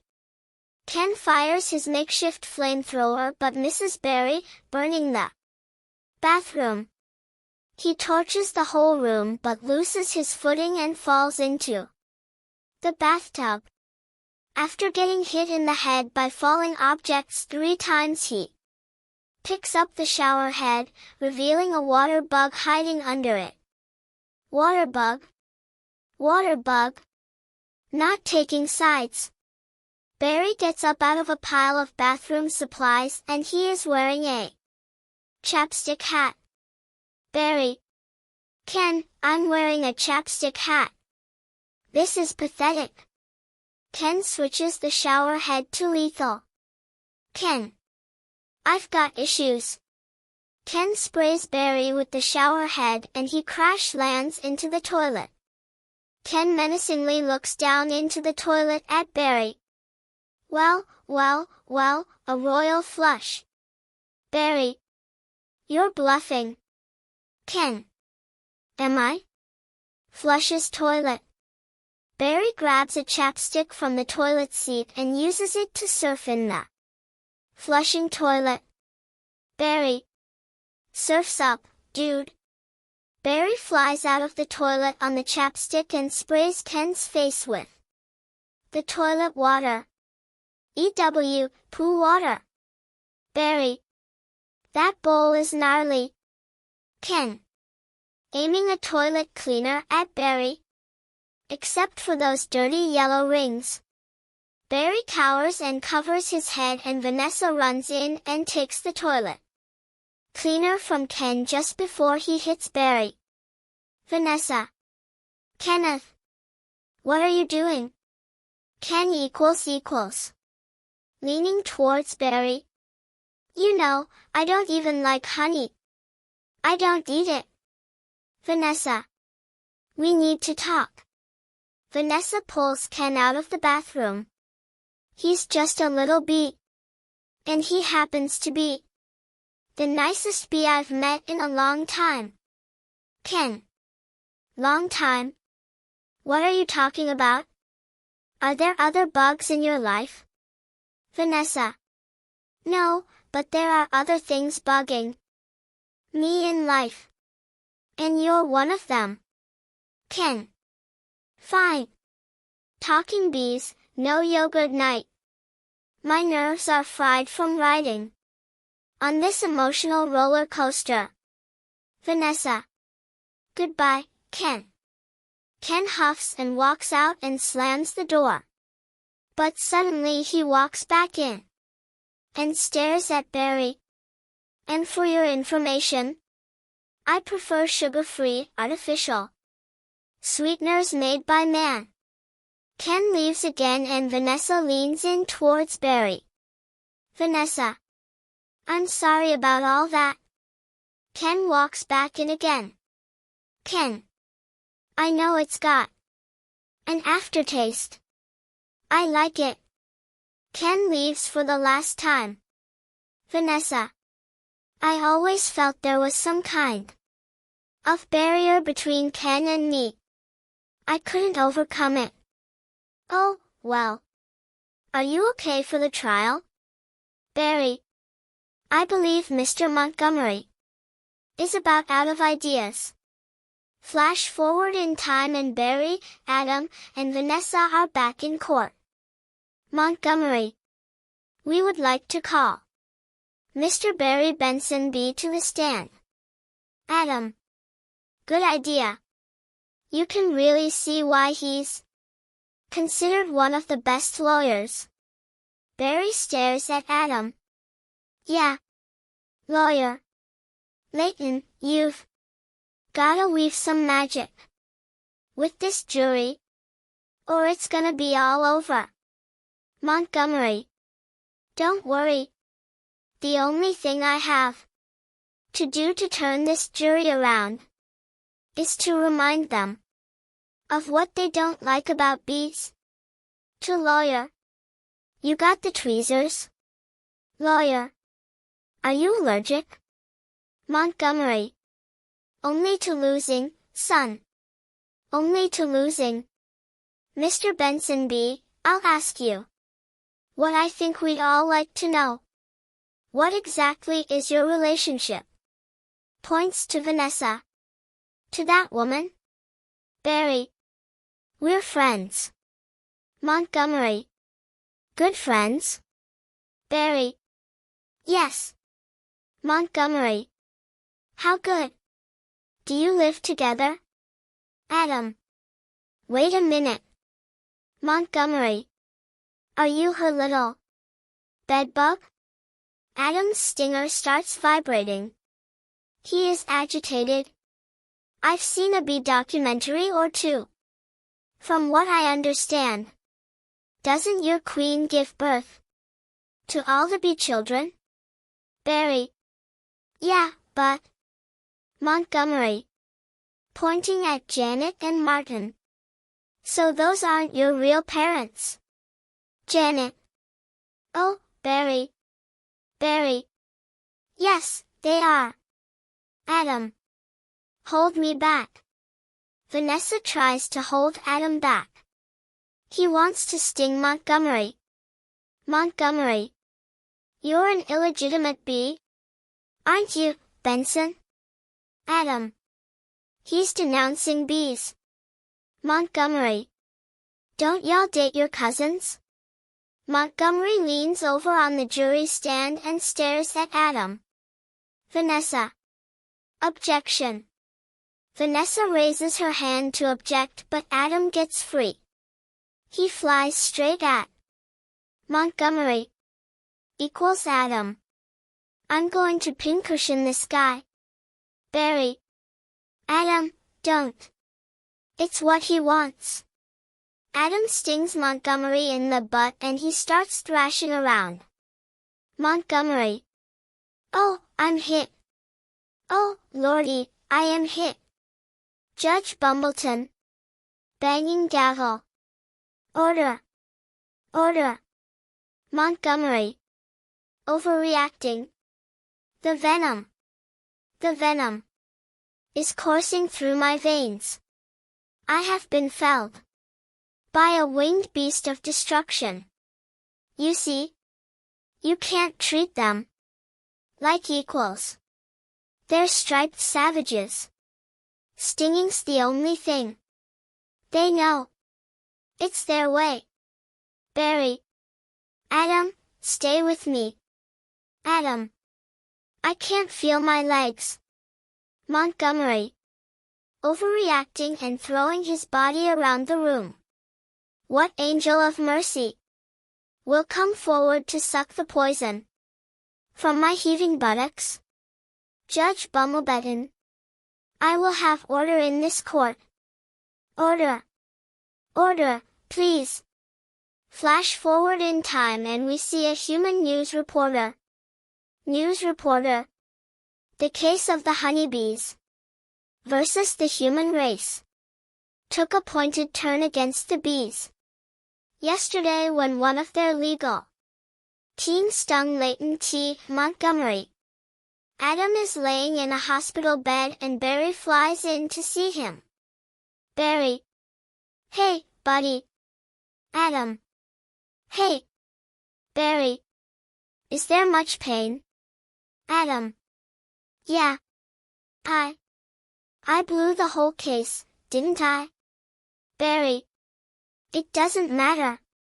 What matters is you're alive. You could have died. Adam. I'd be better off dead. Look at me. A small plastic sword is replaced as Adam's stinger. They got it from the cafeteria. Downstairs, in a tuna sandwich. Look, there's a little celery still on it. Flicks off the celery and sighs. Barry. What was it like to sting someone? Adam. I can't explain it. It was all adrenaline and then ecstasy. Barry. All right. Adam. You think it was all a trap? Barry. Of course. I'm sorry. I flew us right into this. What were we thinking? Look at us. We're just a couple of bugs in this world. Adam. What will the humans do to us if they win? Barry. I don't know. Adam. I hear they put the roaches in motels. That doesn't sound so bad. Barry. Adam, they check in. But they don't check out. Adam. Oh, my. Coughs. Could you get a nurse to close that window? Barry. Why? Adam. The smoke. We can see that two humans are smoking cigarettes outside. Bees don't smoke. Barry. Right. Bees don't smoke. Bees don't smoke. But some bees are smoking. That's it. That's our case. Adam. It is? It's not over. Barry. Get dressed. I've gotta go somewhere. Get back to the court and stall. Stall any way you can. Flash forward in time and Adam is making a paper boat in the courtroom. Adam. And assuming you've done step 29 correctly, you're ready for the top. We see that the jury have each made their own paper boats after being taught how by Adam. They all look confused. Judge Bumbleton. Mr. Flayman. Adam. Yes? Yes, Your Honor. Judge Bumbleton. Where is the rest of your team? Adam. Continues stalling. Well, Your Honor, it's interesting. Bees are trained to fly haphazardly. And as a result, we don't make very good time. I actually heard a funny story about Montgomery. Your Honor. Haven't these ridiculous bugs taken up enough of this court's valuable time? How much longer will we allow these absurd shenanigans to go on? They have presented no compelling evidence to support their charges against my clients, who run legitimate businesses. I move for a complete dismissal of this entire case. Judge Bumbleton. Mr. Flayman, I'm afraid I'm going to have to consider Mr. Montgomery's motion. Adam. But you can't. We have a terrific case. Montgomery. Where is your proof? Where is the evidence? Show me the smoking gun. Barry. Barry flies in through the door. Hold it, Your Honor. You want a smoking gun? Here is your smoking gun. Vanessa walks in holding a bee smoker. She sets it down on the judge's podium. Judge Bumbleton. What is that? Barry. It's a bee smoker. Montgomery. Picks up smoker. What, this? This harmless little contraption? This couldn't hurt a fly. Let alone a bee. Montgomery accidentally fires it at the bees in the crowd and they faint and cough. Dozens of reporters start taking pictures of the suffering bees. Barry. Look at what has happened to bees who have never been asked. Smoking or non? Is this what nature intended for us? To be forcibly addicted to smoke machines and man-made wooden slat work camps? Living out our lives as honey slaves to the white man? Barry points to the honey industry owners. One of them is an African American, so he awkwardly separates himself from the others. Lawyer. What are we gonna do? He's playing the species card. Barry. Ladies and gentlemen, please. Free these bees. Adam and Vanessa.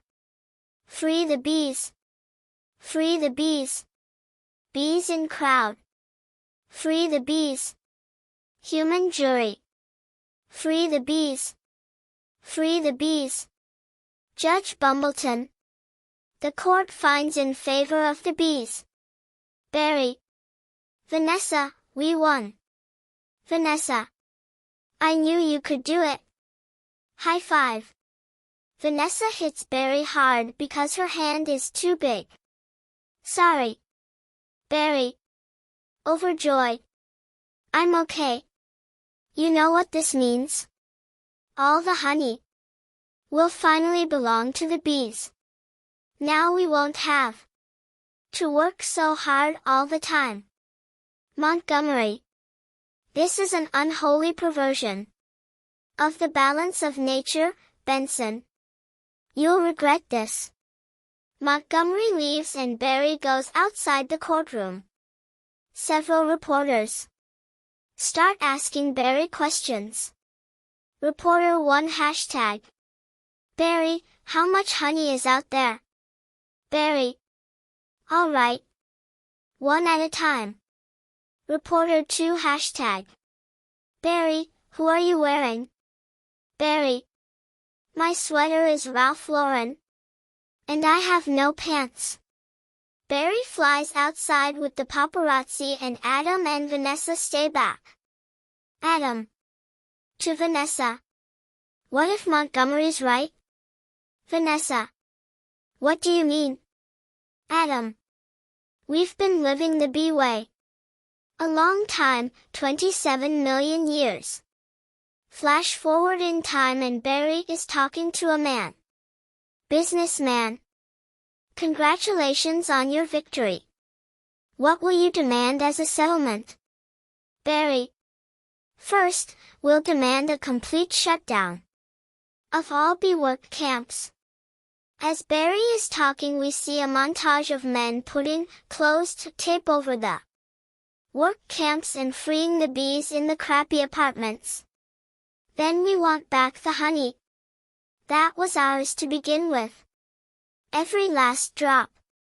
Men in suits are pushing all the honey of the aisle and into carts. We demand an end to the glorification of the bear as anything more. We see a statue of a bear-shaped honey container being pulled down by bees. Then a filthy, smelly, bad breath stink machine. We're all aware of what they do in the woods. We see Winnie the Pooh sharing his honey with Piglet in the crosshairs of a high-tech sniper rifle. Barry, looking through binoculars. Wait for my signal. Take him out.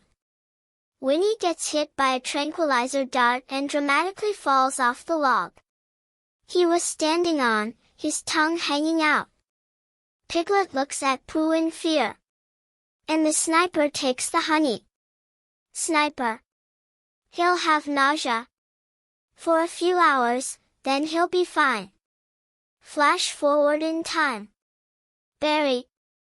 And we will no longer tolerate B-negative nicknames. Mr. Sting is sitting at home until he is taken out of his house by the men in suits. Sting. But it's just a prance about stage name. Barry. Unnecessary inclusion of honey in bogus health products. And La Dita human.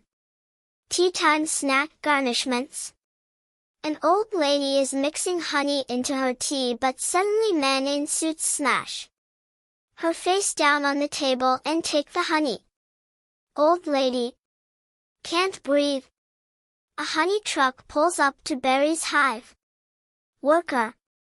Bring it in, boys. Hold it right there. Good. Tap it. Tons of honey is being pumped into the hive storage. Bee worker 1 hashtag. Honey overflows from the cup. Mr. Buswell, we just passed 3 cups. And there's gallons more coming. I think we need to shut down. Equals bee worker hashtag 2 equals. Shut down? We've never shut down. Shut down honey production. Dean Buswell. Stop making honey. The bees all leave their stations. 2 bees run into a room and they put the keys into a machine. Turn your key, sir. 2 worker bees dramatically turn their keys, which opens the button which they press, shutting down the honey-making machines. This is the first time this has ever happened. Bee. What do we do now? Flash forward in time and a bee is about to jump into a pool full of honey. Cannonball. The bee gets stuck in the honey and we get a short montage of bees leaving work. We see the pollen jocks flying, but one of them gets a call on his antenna. Lulu Duva. Through phone. We're shutting honey production. Mission abort. Pollen jock number 1.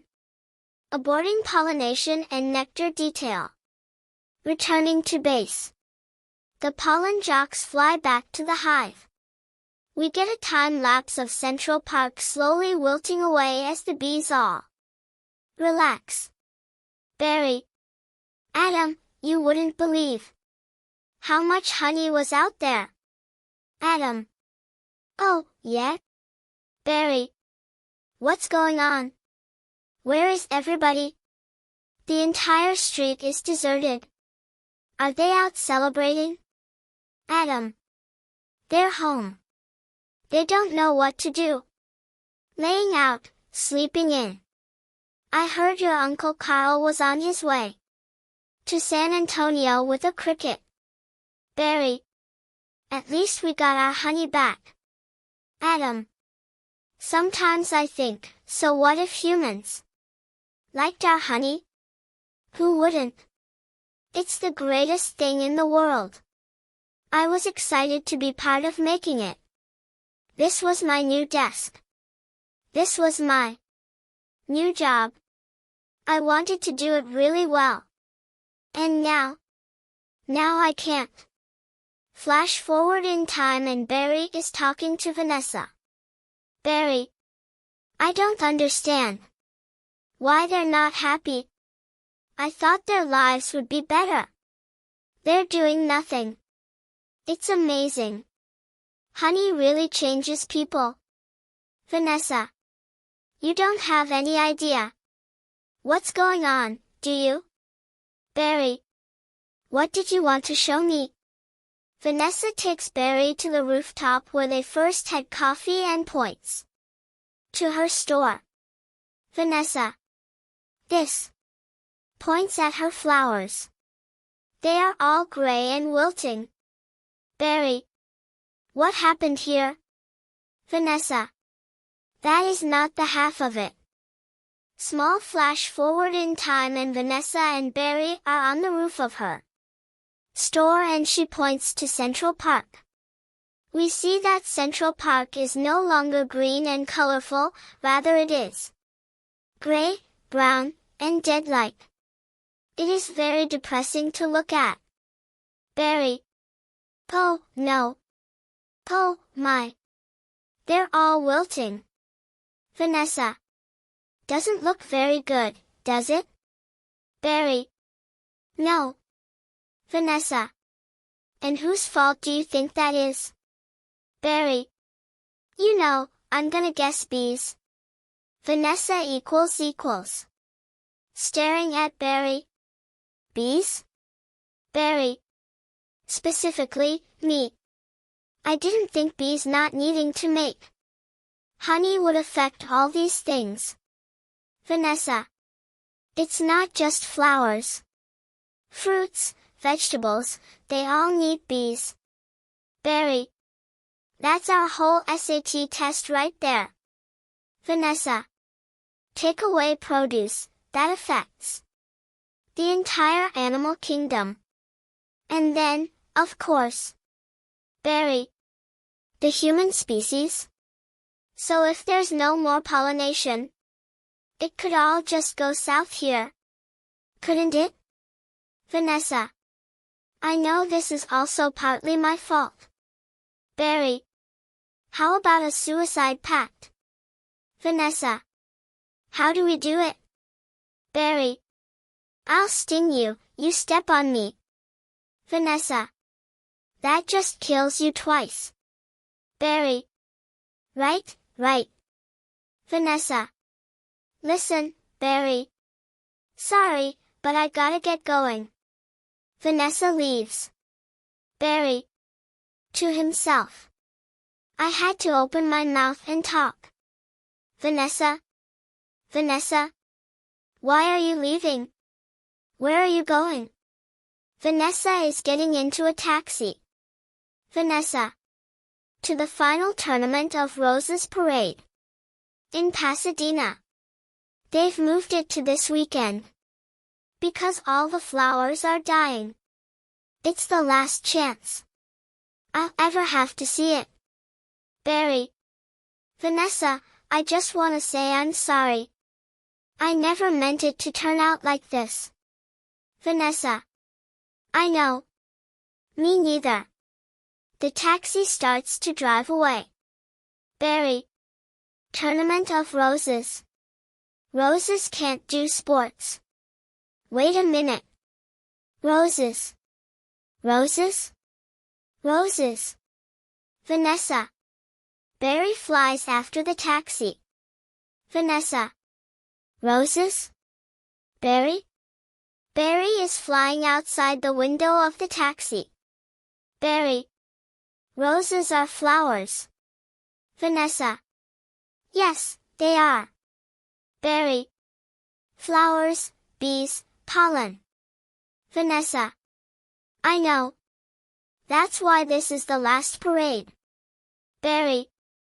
Maybe not. Could you ask him to slow down? Vanessa. Could you slow down? The taxi driver screeches to a stop and Barry keeps flying forward. Barry. Barry flies back to the window. Barry. Okay, I made a huge mistake. This is a total disaster, all my fault. Vanessa. Yes, it kind of is. Barry. I've ruined the planet. I wanted to help you. With the flower shop. I've made it worse. Vanessa. Actually, it's completely closed down. Barry. I thought maybe you were remodeling. But I have another idea, and it's greater than my previous ideas combined. Vanessa. I don't want to hear it. Barry. All right, they have the roses. The roses have the pollen. I know every bee, plant, and flower bud in this park. All we gotta do is get what they've got. Back here with what we've got. Bees. Vanessa. Park. Berry. Pollen. Vanessa. Flowers. Berry. Repollination. Vanessa. Across the nation. Tournament of Roses. Pasadena, California. They've got nothing but flowers, floats and cotton candy. Security will be tight. Barry. I have an idea. Flash forward in time. Vanessa is about to board a plane which has all the roses on board. Vanessa. Vanessa Bloom, FTD. Holds out badge. Official floral business. It's real. Security guard. Sorry, ma'am. Nice brooch. Equals Vanessa equals. Thank you. It was a gift. Barry is revealed to be hiding inside the brooch. Flashback in time and Barry and Vanessa are discussing their plan. Barry. Once inside. We just picked the right float. Vanessa. How about the princess and the pea? I could be the princess. And you could be the pea. Barry. Yes, I got it. Where should I sit? Guard. What are you? Barry. I believe I'm the pea. Guard. The pea? Vanessa. It goes under the mattresses. Guard. Not in this fairy tale, sweetheart. I'm getting the marshal. Vanessa. You do that. This whole parade is a fiasco. Let's see what this baby'll do. Vanessa drives the float through traffic. Guard. Hey, what are you doing? Barry equals. Then all we do is blend in with traffic without arousing suspicion.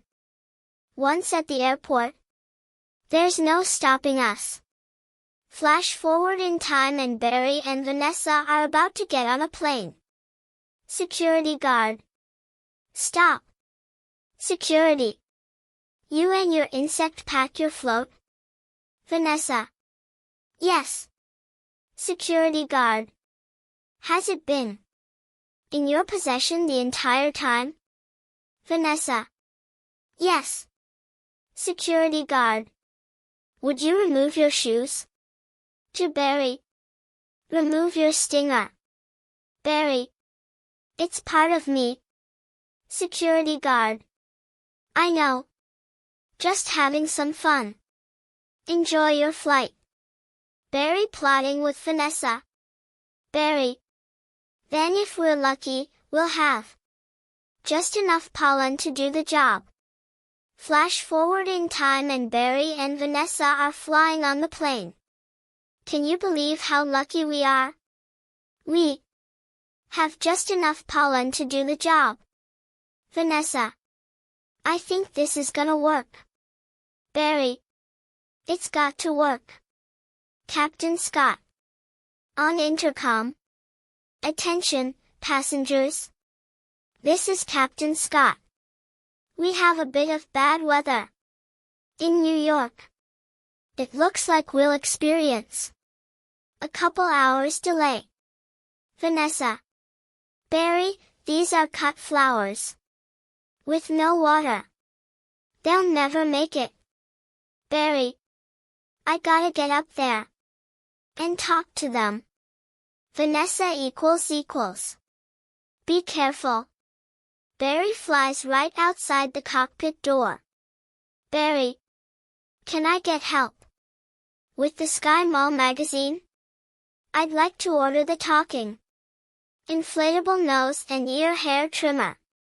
The flight attendant opens the door and walks out, and Barry flies into the cockpit unseen. Barry. Captain, I'm in a real situation. Captain Scott. What did you say, Hal? CO pilot Hal. Nothing. Scott notices Barry and freaks out. Captain Scott. B. Barry. No, no, no, don't freak out. My entire species. Captain Scott gets out of his seat and tries to suck Barry into a handheld vacuum. Hal. To Scott. What are you doing? Barry lands on Hal's hair, but Scott sees him. He tries to suck up Barry, but instead he sucks up Hal's toupee. Captain Scott. Oh. Barry. Wait a minute. I'm an attorney. Hal. Hal doesn't know Barry is on his head. Who's an attorney? Captain Scott.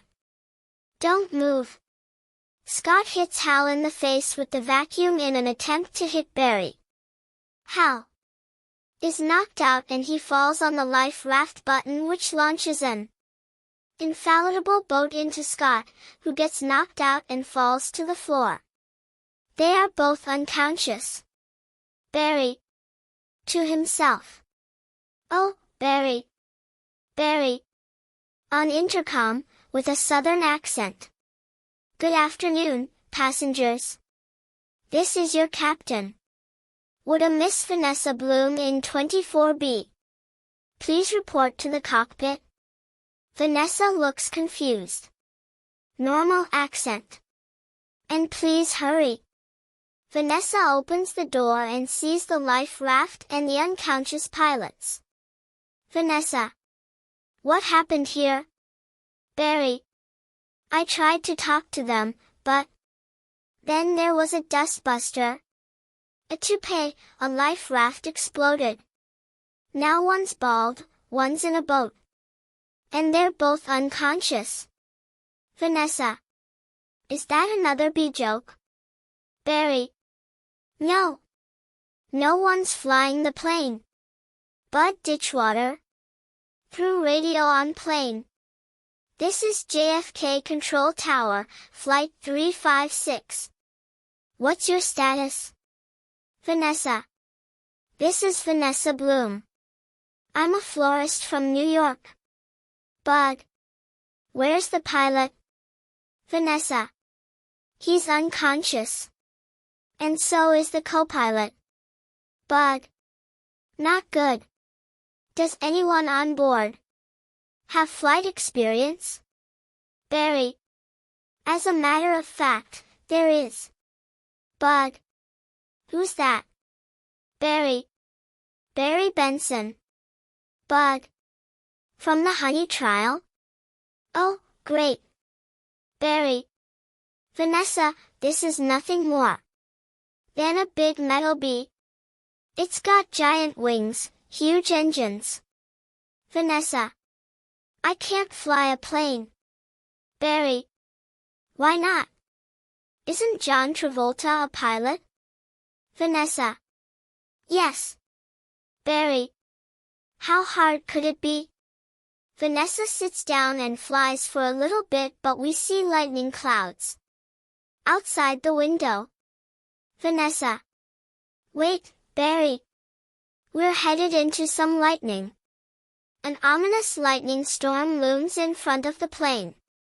We are now watching the B News. Bob Bumble. This is Bob Bumble. We have some late-breaking news from JFK Airport, where a suspenseful scene is developing. Barry Benson, fresh from his legal victory. Adam. That's Barry.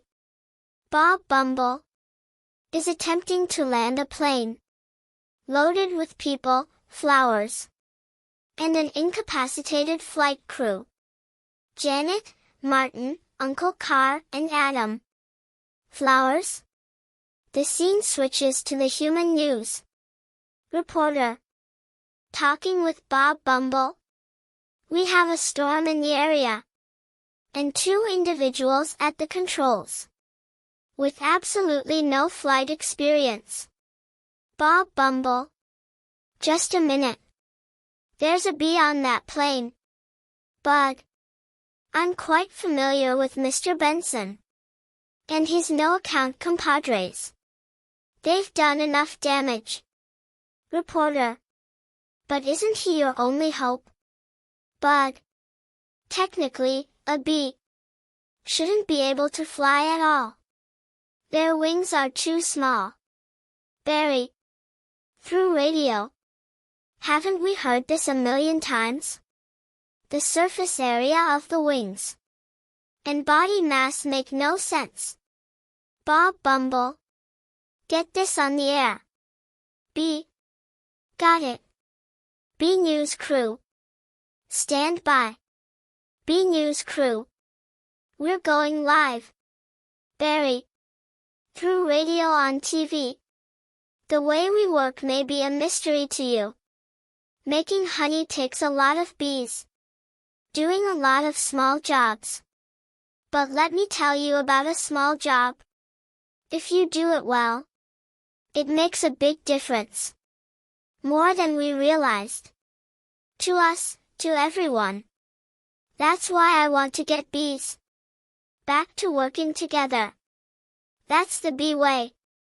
We're not made of jello. We get behind a fellow. Black and yellow. Bees. Hello. The scene switches and Barry is teaching Vanessa how to fly. Barry. Left, right, down, hover. Vanessa. Hover. Barry. Forget hover. Vanessa. This isn't so hard. Pretending to honk the horn. Beep beep. Beep beep. A lightning bolt hits the plane and autopilot turns off. Barry, what happened? Barry. Wait, I think we were on autopilot the whole time. Vanessa. That may have been helping me. Barry. And now we're not. Vanessa. So it turns out I cannot fly a plane. The plane plummets, but we see Lulu Duva and the pollen jocks, along with multiple other bees flying towards the plane. Lulu Duva. All of you, let's get behind this fellow. Move it out. Move out. The scene switches back to Vanessa and Barry in the plane. Barry. Our only chance is if I do what I do. You copy me with the wings of the plane. Barry sticks out his arms like an airplane and flies in front of Vanessa's face. Vanessa. Don't have to yell. Barry. I'm not yelling. We're in a lot of trouble. Vanessa. It's very hard to concentrate with that panicky tone in your voice. Barry. It's not a tone. I'm panicking.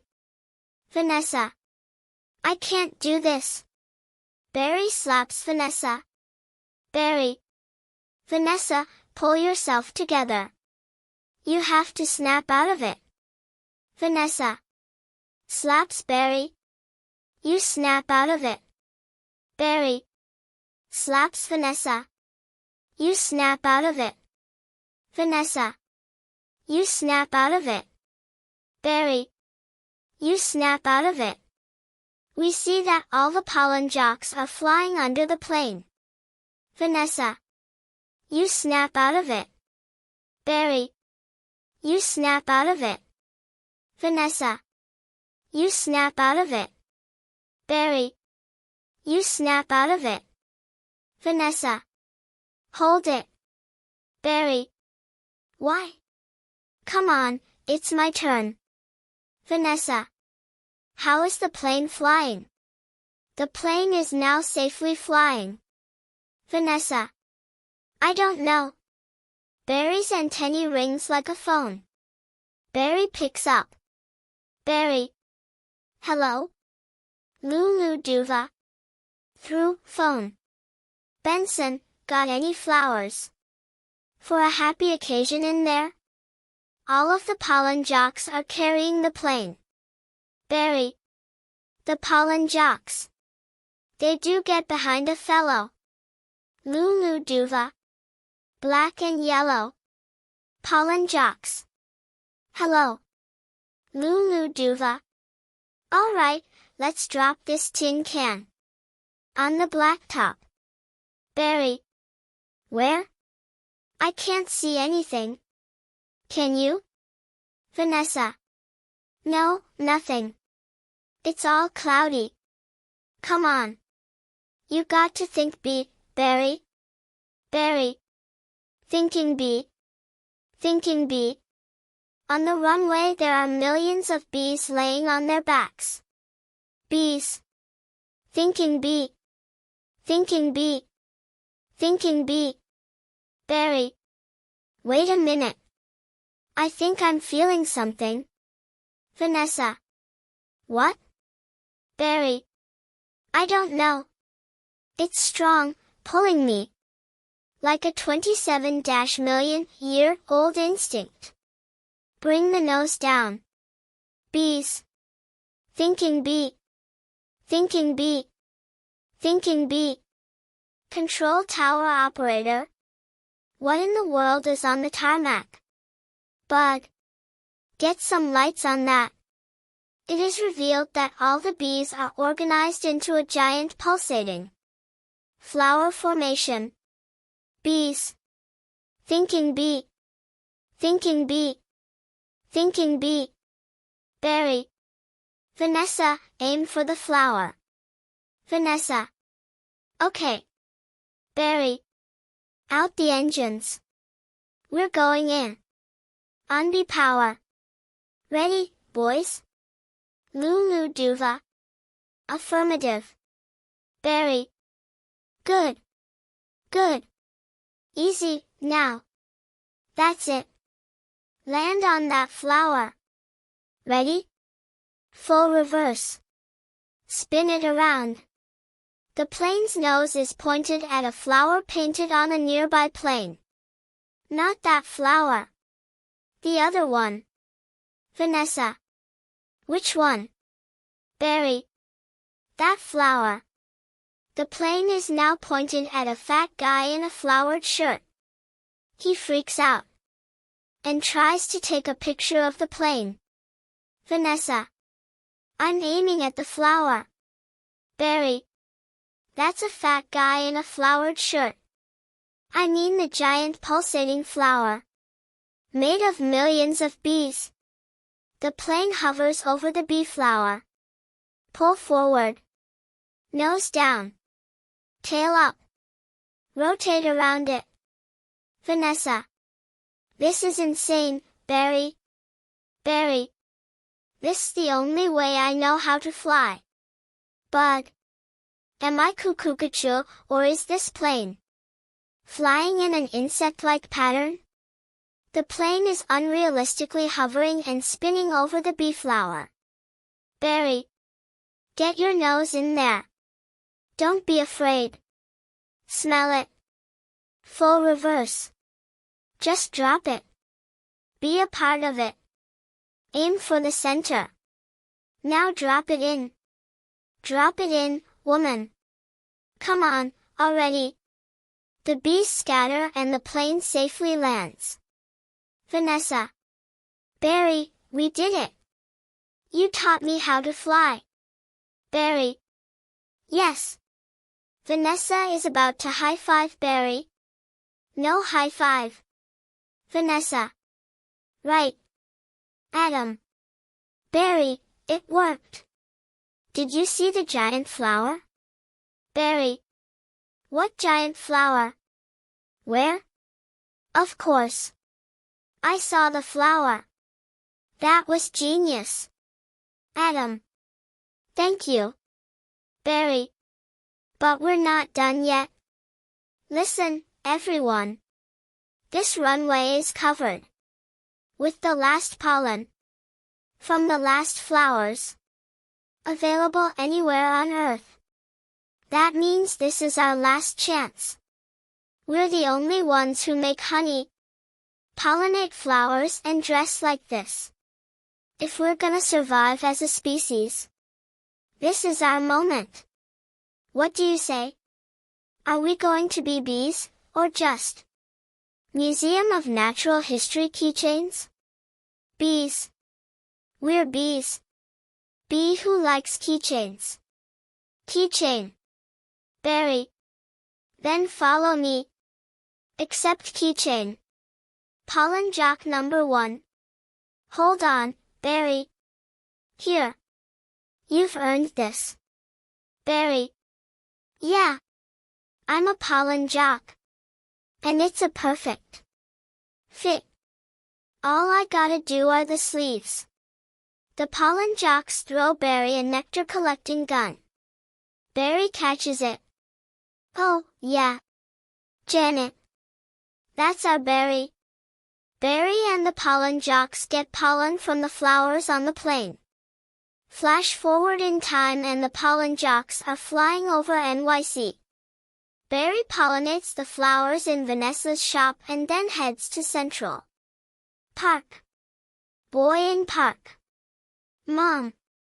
The bees are back. Adam. Putting on his crowman hat. If anybody needs to make a call, now's the time. I got a feeling we'll be working late tonight. The bee honey factories are back up and running. Meanwhile at Vanessa's shop. Vanessa. To customer.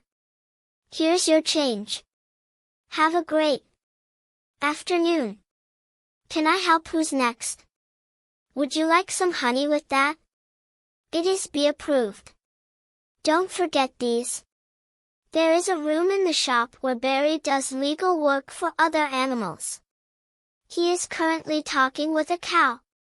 Cow. Milk, cream, cheese, it's all me. And I don't see a nickel. Sometimes I just feel like a piece of meat. Berry. I had no idea. Vanessa. Berry, I'm sorry. Have you got a moment? Berry. Would you excuse me? My mosquito associate will help you. Blood. Sorry I'm late. Cow. He's a lawyer too. Blood. Ma'am, I was already a blood-sucking parasite. All I needed was a briefcase. Vanessa. Have a great afternoon. Berry, I just got this huge tulip order. And I can't get them anywhere. Berry. No problem, Vanny. Just leave it to me. Vanessa. You're a lifesaver, Berry. Can I help? Who's next? Berry. All right, scramble, jocks. It's time to fly. Vanessa. Thank you, Berry. Ken walks by on the sidewalk and sees the bee-approved honey in Vanessa's shop. Ken. That bee is living my life. Andy. Let it go, Kenny. Ken. When will this nightmare end? Andy. Let it all go. Berry. Beautiful day to fly. Pollen jock. Sure is. Berry. Between you and me, I was dying to get out of that office. Berry recreates the scene near the beginning of the movie where he flies through the box kite. The movie fades to black and the credits being.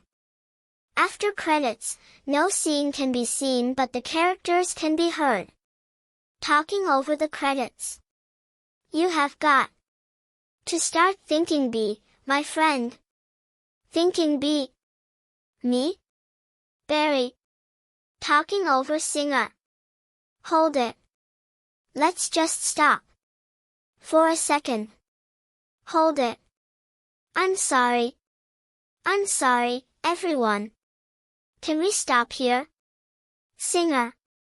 Oh, Berry. I'm not making a major life decision. During a production number, Singer.